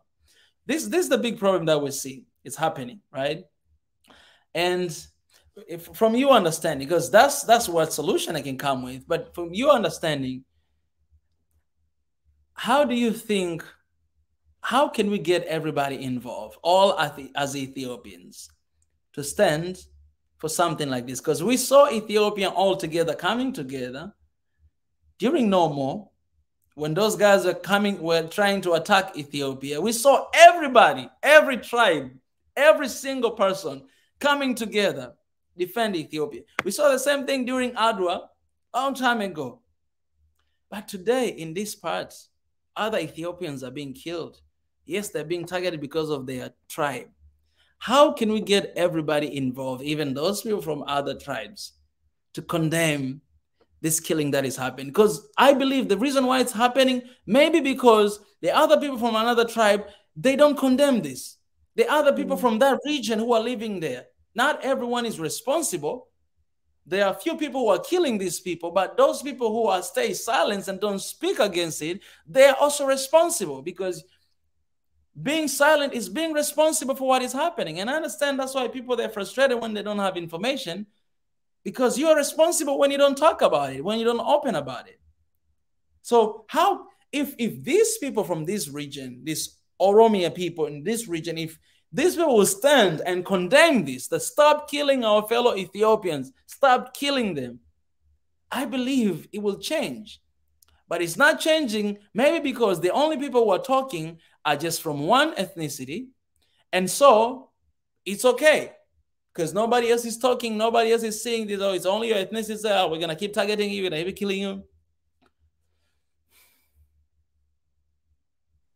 Yeah, I agree. I agree with this comment, because a lot of people choose to be quiet because of the backlash they might receive from their own people as well. And I've seen it happen before. Like, someone I knew really wanted to talk about a certain topic when it happened last year, and I remember the amount of like backlash he's received from his own people. So he was like, oh my god, like, I just said stop killing these people. What did I do? And I even made it a point to really go in his comments and encourage him and tell him it's okay, well done, like, you are doing the right thing. I know you might not feel like it. So people see you as a traitor, people see you as like, you are turning against a certain tribe. Because I also faced a little bit of that when first, if you remember, there was like a famine talk, and like in Tigray and so many things, and I started talking about that a lot, and people are like, how come you are not talking about other tribes, how come?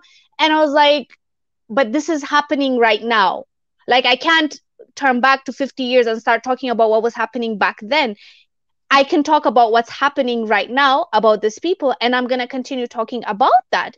And I didn't stop there. When Amhara happened, I talked about it. When Oromia happened, I try to do that, but it's not easy, because you face backlash not only from outsiders, but from your own people. And some people choose to just leave it alone. And I completely agree with, I get why people are scared, because it's so hateful, and it's so much to the point you're like, why am I doing this then? Like, why am I getting this kind of attack? And some people can't handle it, right? So they just rather not talk about it. But this happens a lot, and how we can fix it, or how it can be better, is if we start seeing each other as one. If we start believing that, like, when somebody dies that's not from my tribe, it's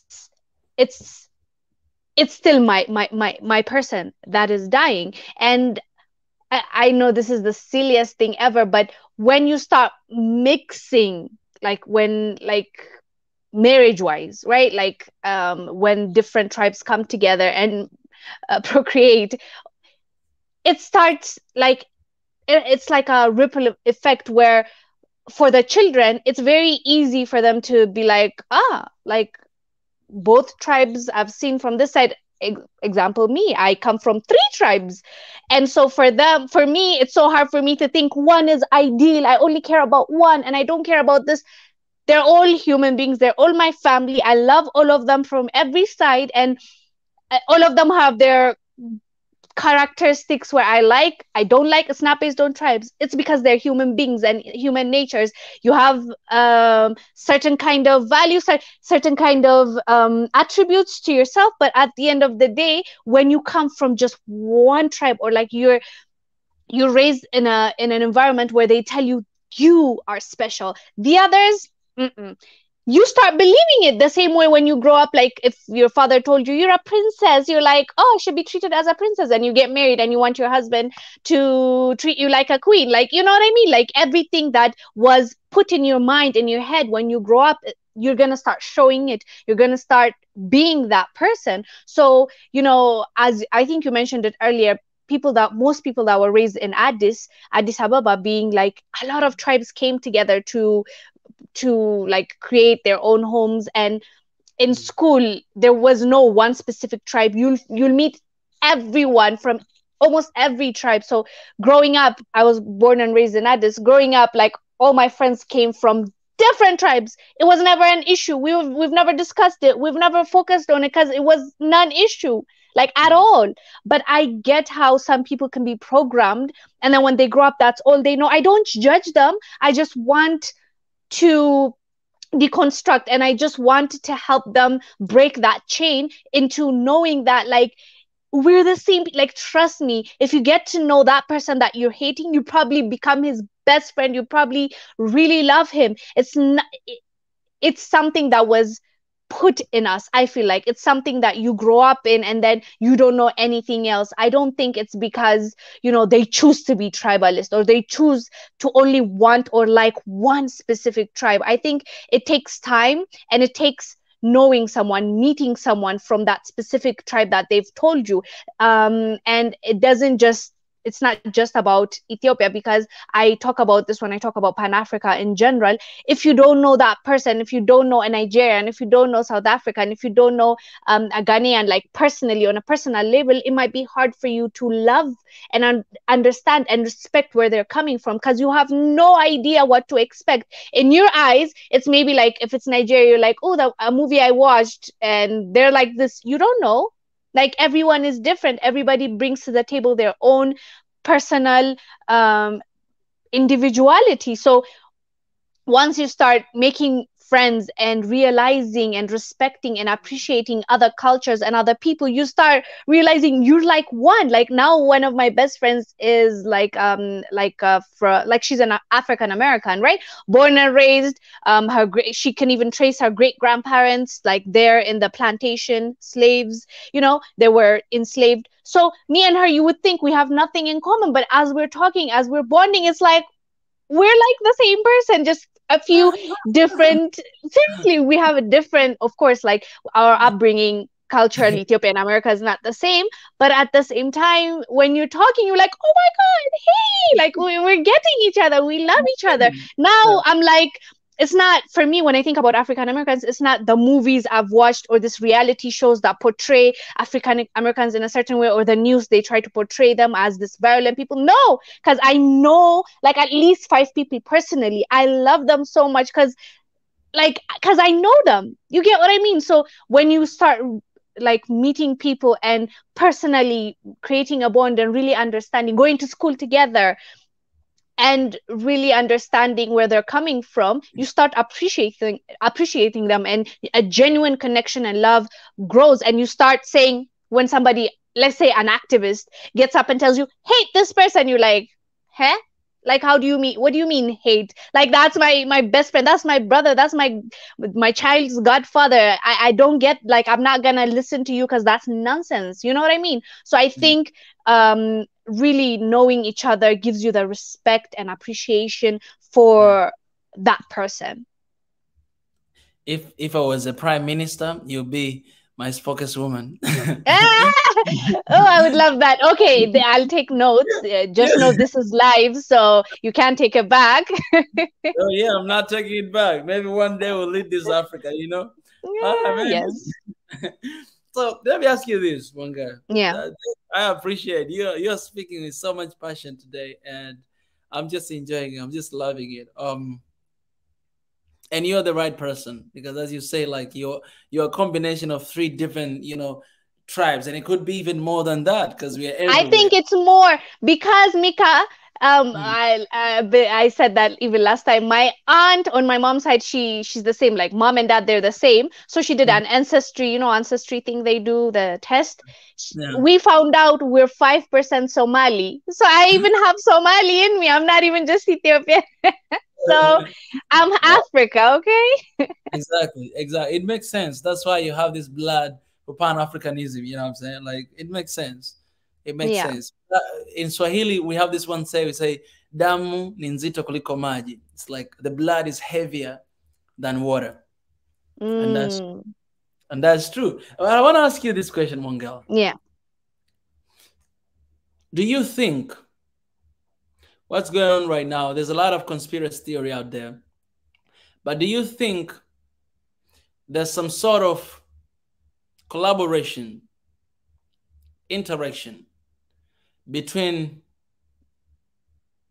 the TPLF and the current killings that are happening? Do you think there's some sort of collaboration to target toward this one specific, tribe?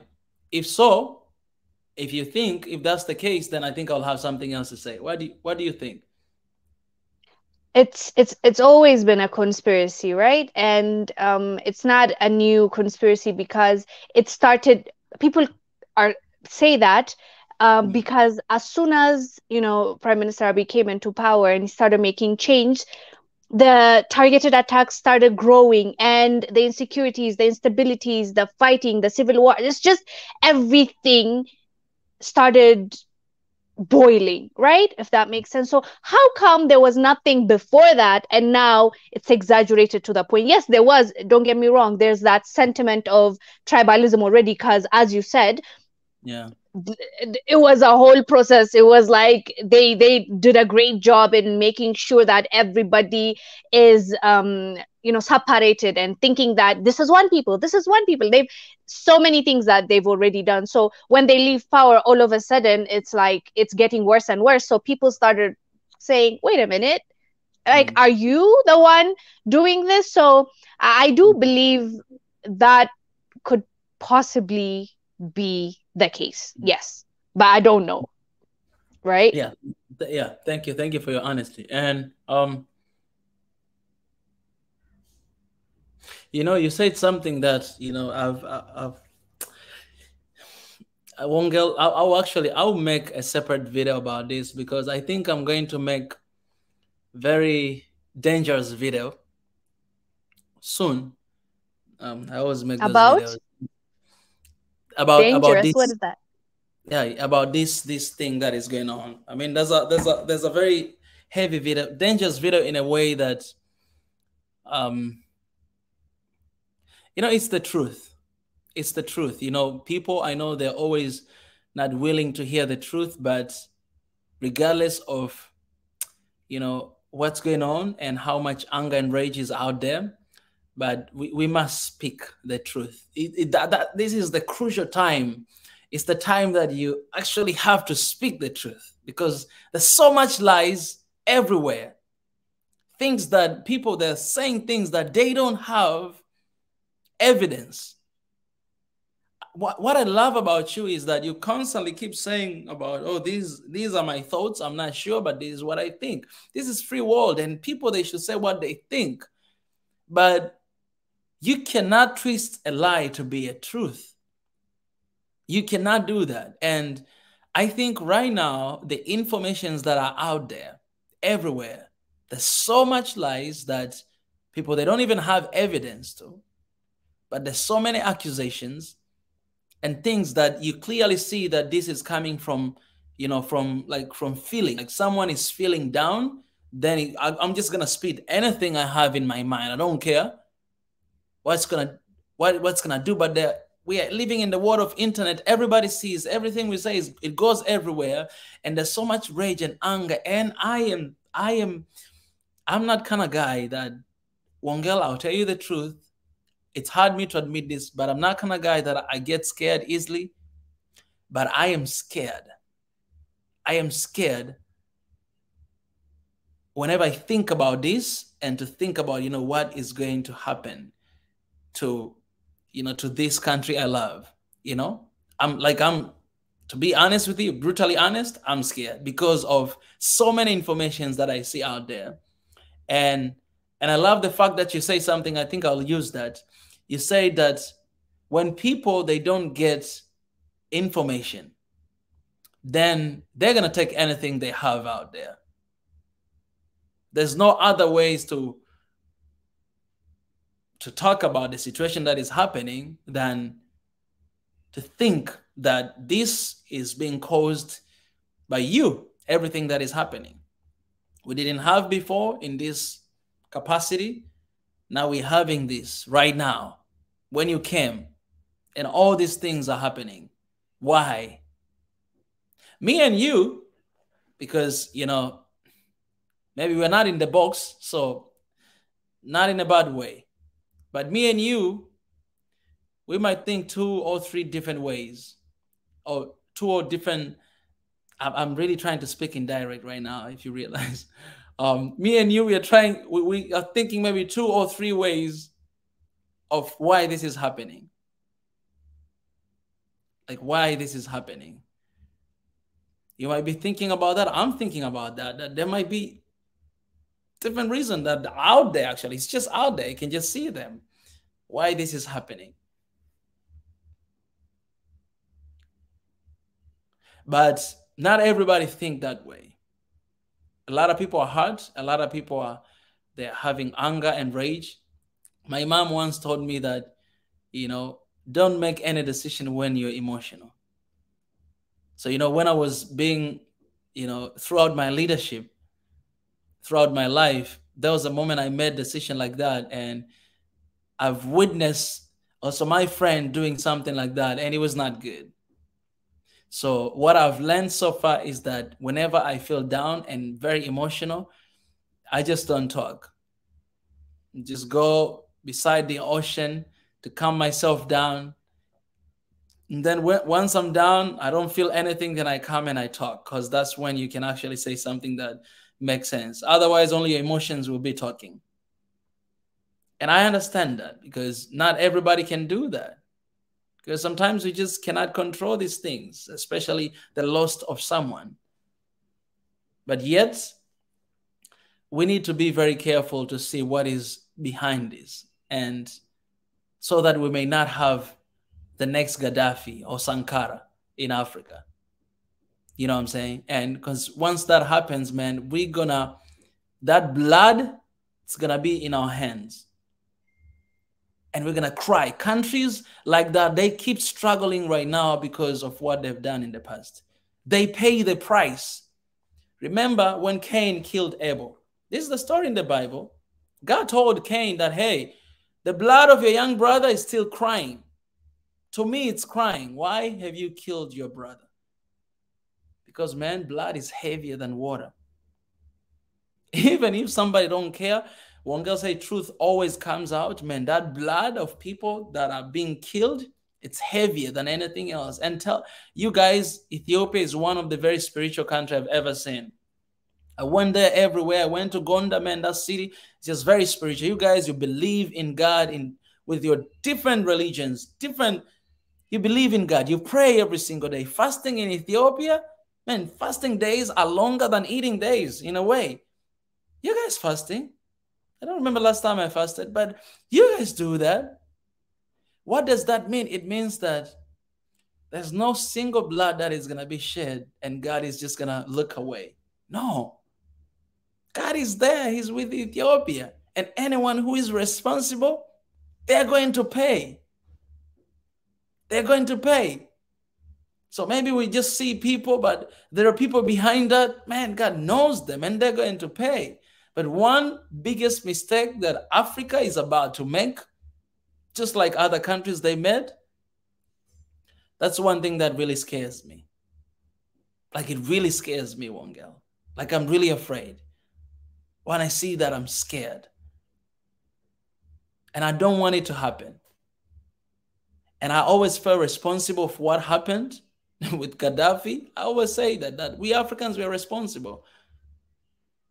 You know, the president of South Africa back then, he told him that, hey, I'm going to send plane, come and hide in South Africa. And he refused. He said, no, I'm going to die in my country. He refused. And he was there. But his own people turned back on him. Someone else wanted to do something else. And today, look at that country, man. That country is not the same. It's not the same. They're trying everything they can, but that country is worse, man. It's worse. It's like there's a curse. Because the blood of somebody that was there was taken away, just like that. So I don't want Africa to make the same mistake again, because this is very crucial time and it's very, very dangerous. And we can either be hyper by seeing posts and by replying to this comment, by saying this posting, thinking that nobody can see this, or we can sit back, pray, and think about this situation twice, again and again, critically thinking. Now, no, this is not it. There's something else. It cannot be just easy. Like, think about this. It cannot just be that easy that, okay, this guy is killing. It cannot be that easy, just that easy. Like, this, like, there must be something. Like, it cannot be just that easy. Because if the life were that easy, all of us would be making a life. It cannot be that simple. You can't just find a solution to every single problem just like that. No, we can't. Our mind is like that. They always try to do that. Our mind always leading us to the shortcuts. We don't want to take a road like a long cut. But that's very shortcut to think that way. And we cannot let anybody help us to think that way. And these are things happening just right after we're fighting against no more and everything.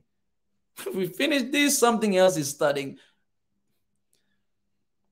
It cannot be that easy. So I just hope that, man, I just hope, I really, really hope. Like, I really hope. And that's why I feel responsible, because, you know, we have these platforms that people are listening, people are following, whether they don't agree or they agree, but we have this platform that we can actually share, you know, the truth on our sides, you know, with people, and people, they can choose to take it or not. They can crucify us. We are just messengers. Prophets, they were always killed because of the message they were giving. So we can't be scared right now. We got to give the message. Whatever happens to us, let it happen. But the message is going to be out there and it will live forever. And that's why I say, I feel like I'm going to make a dangerous video. Well, if it's important, then you should do it. You pray about it and you post it. Yep. Now you sound like my mom.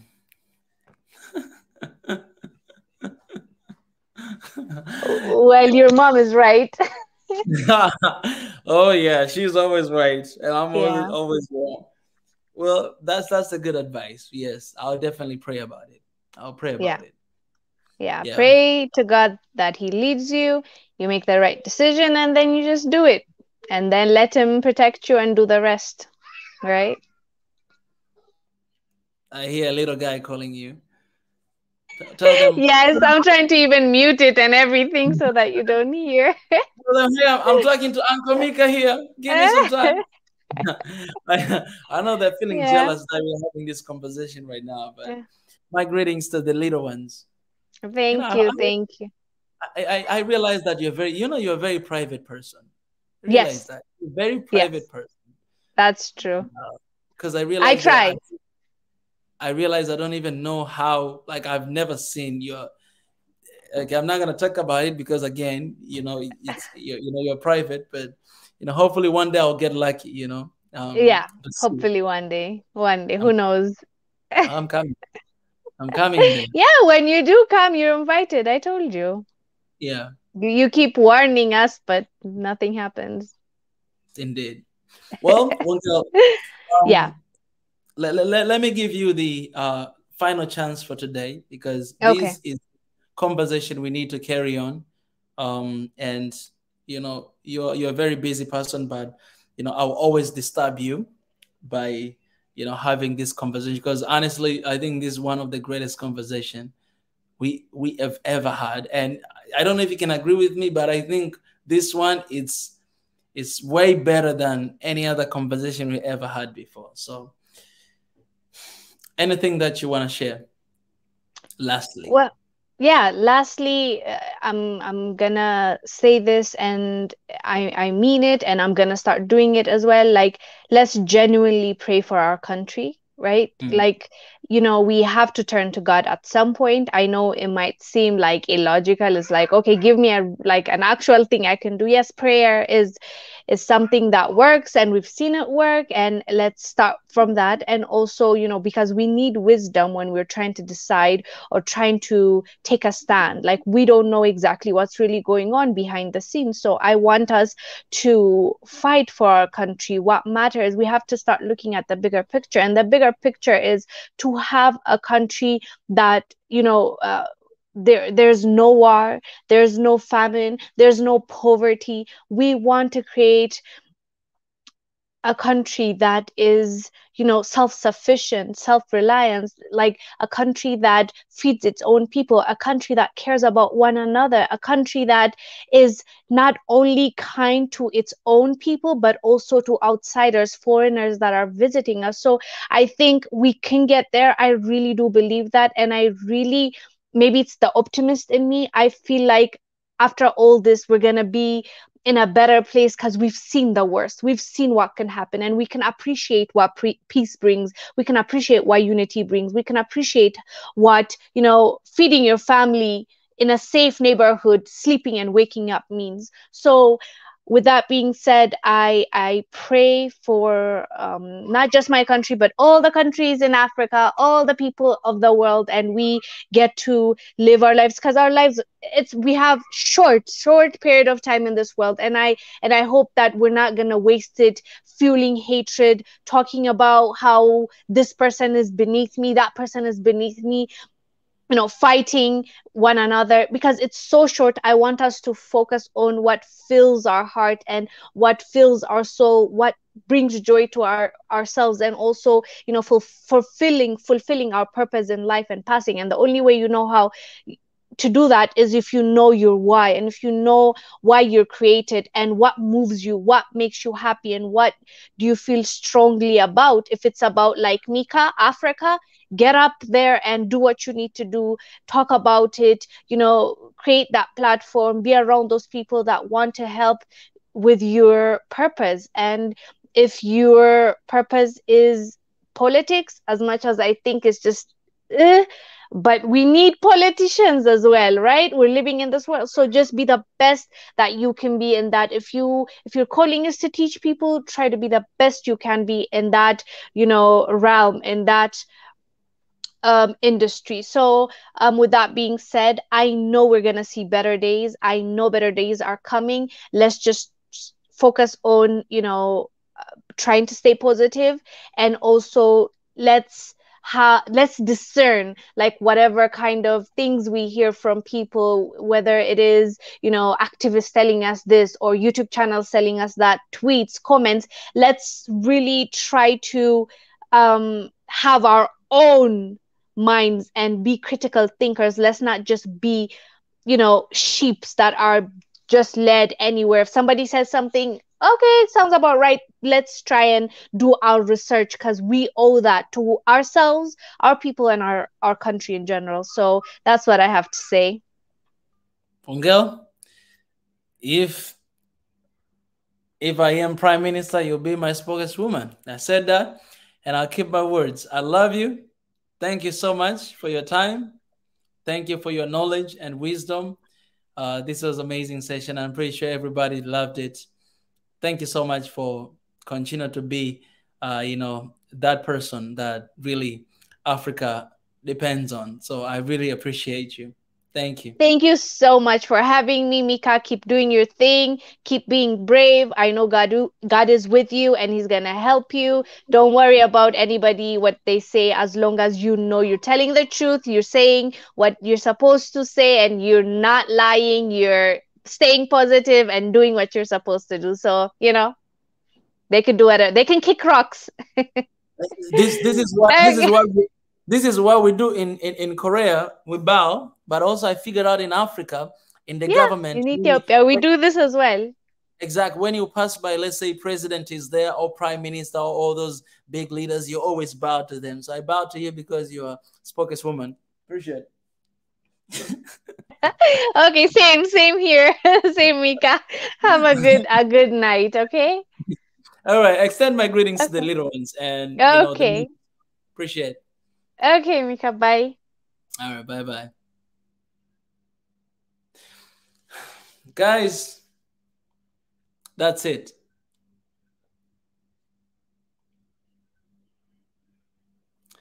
You have heard the lady.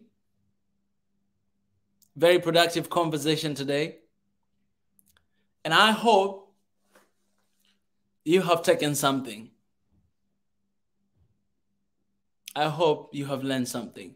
If you didn't, go back and watch this live stream again. We've spoken about so many things. Sometimes I had to be a little bit indirect. But go, listen, think, and you'll get the message.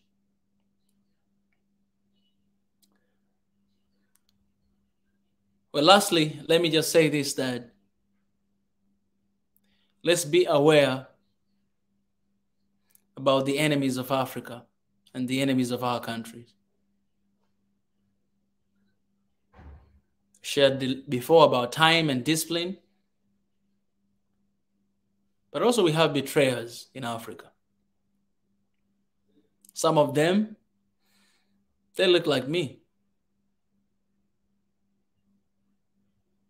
Some of them, they look like you.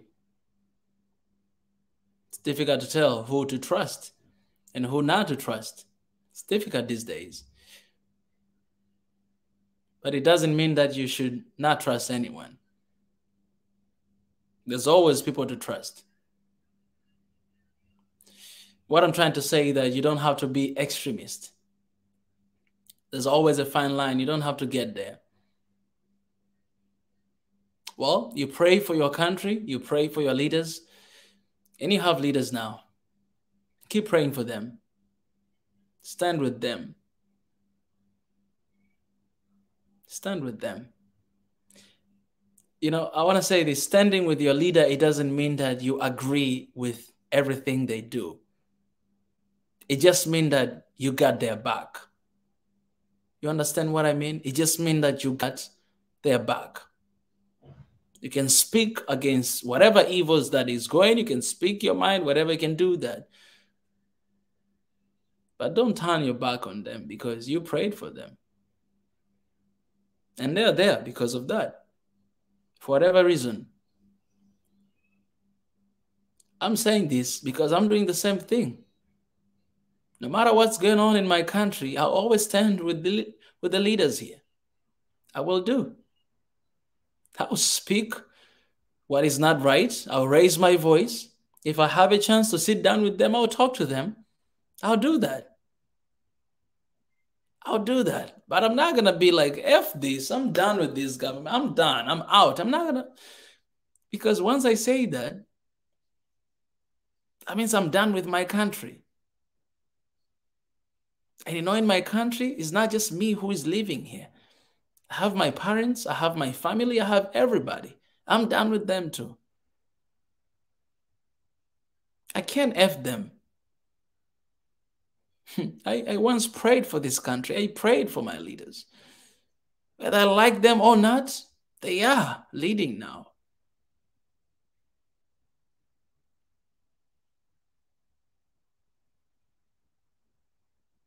Let's not do the same mistake we've done before in the past.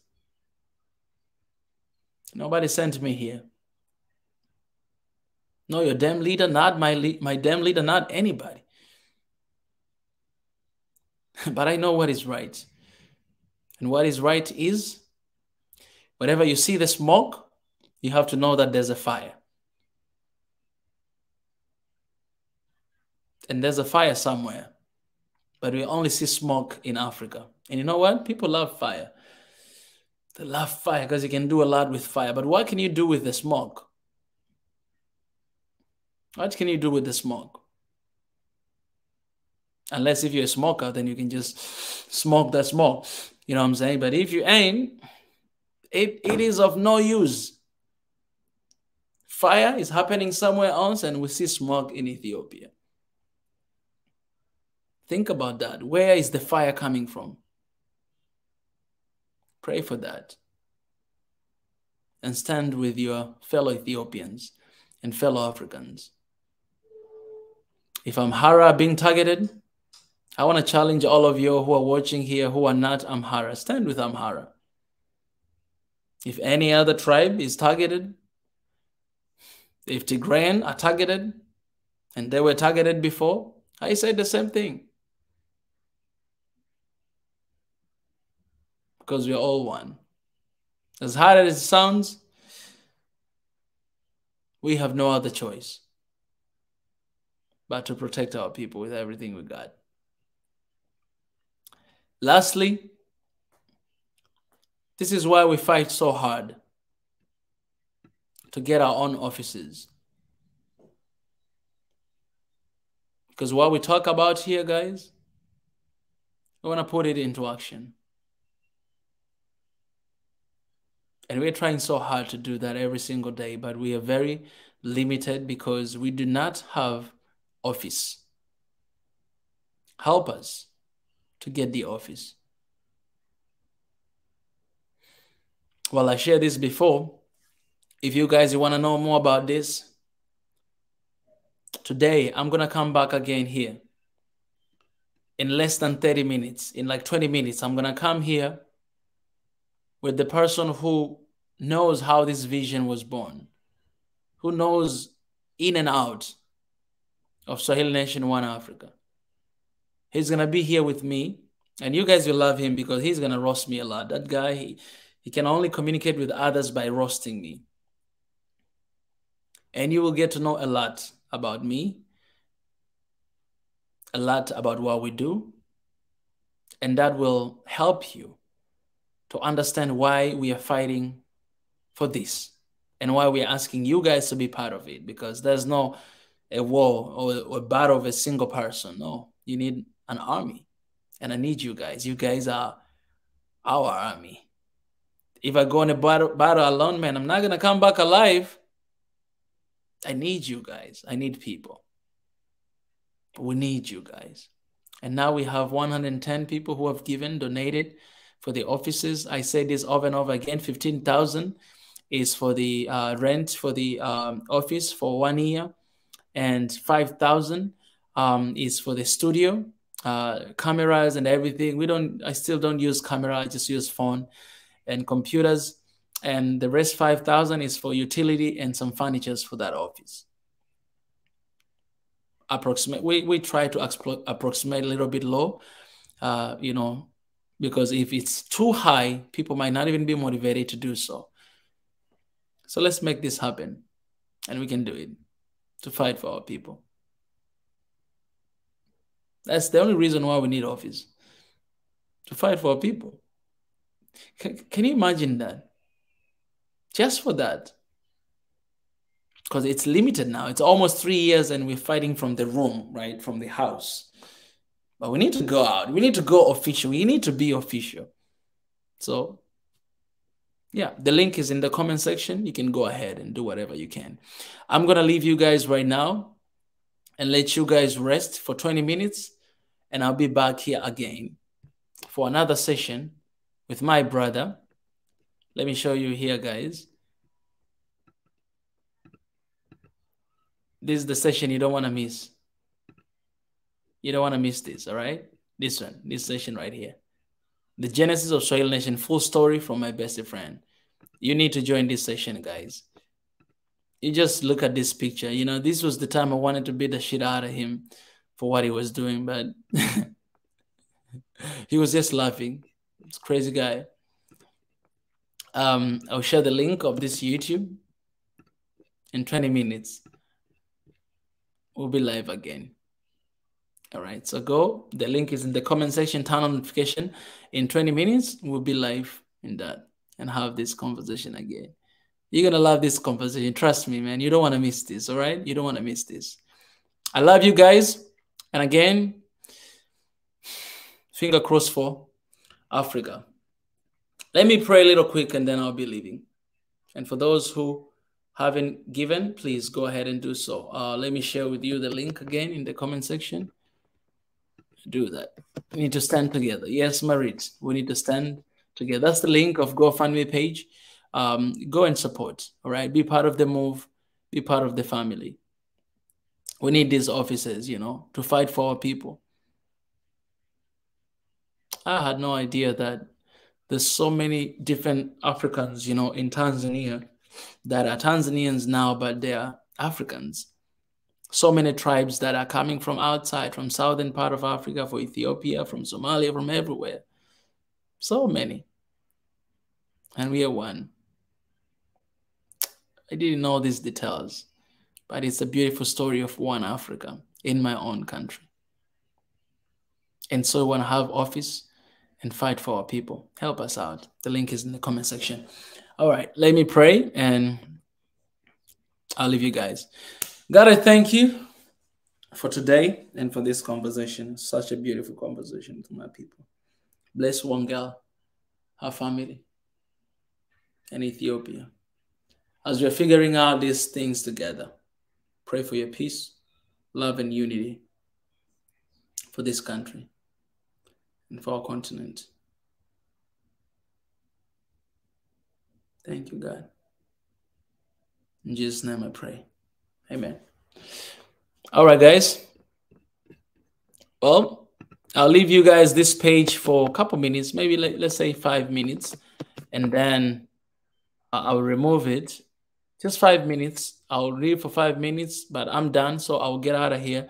But then I'm going to leave this page for 5 minutes for anyone who is touched, for anyone that wants to contribute to the cause. You can go ahead this page and donate anything you can.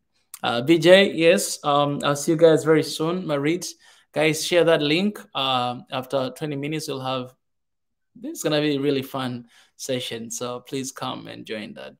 And if you're touched, please, you can give anything you have. I appreciate you guys. I love you so much. I'll see you in 20 minutes. Love you.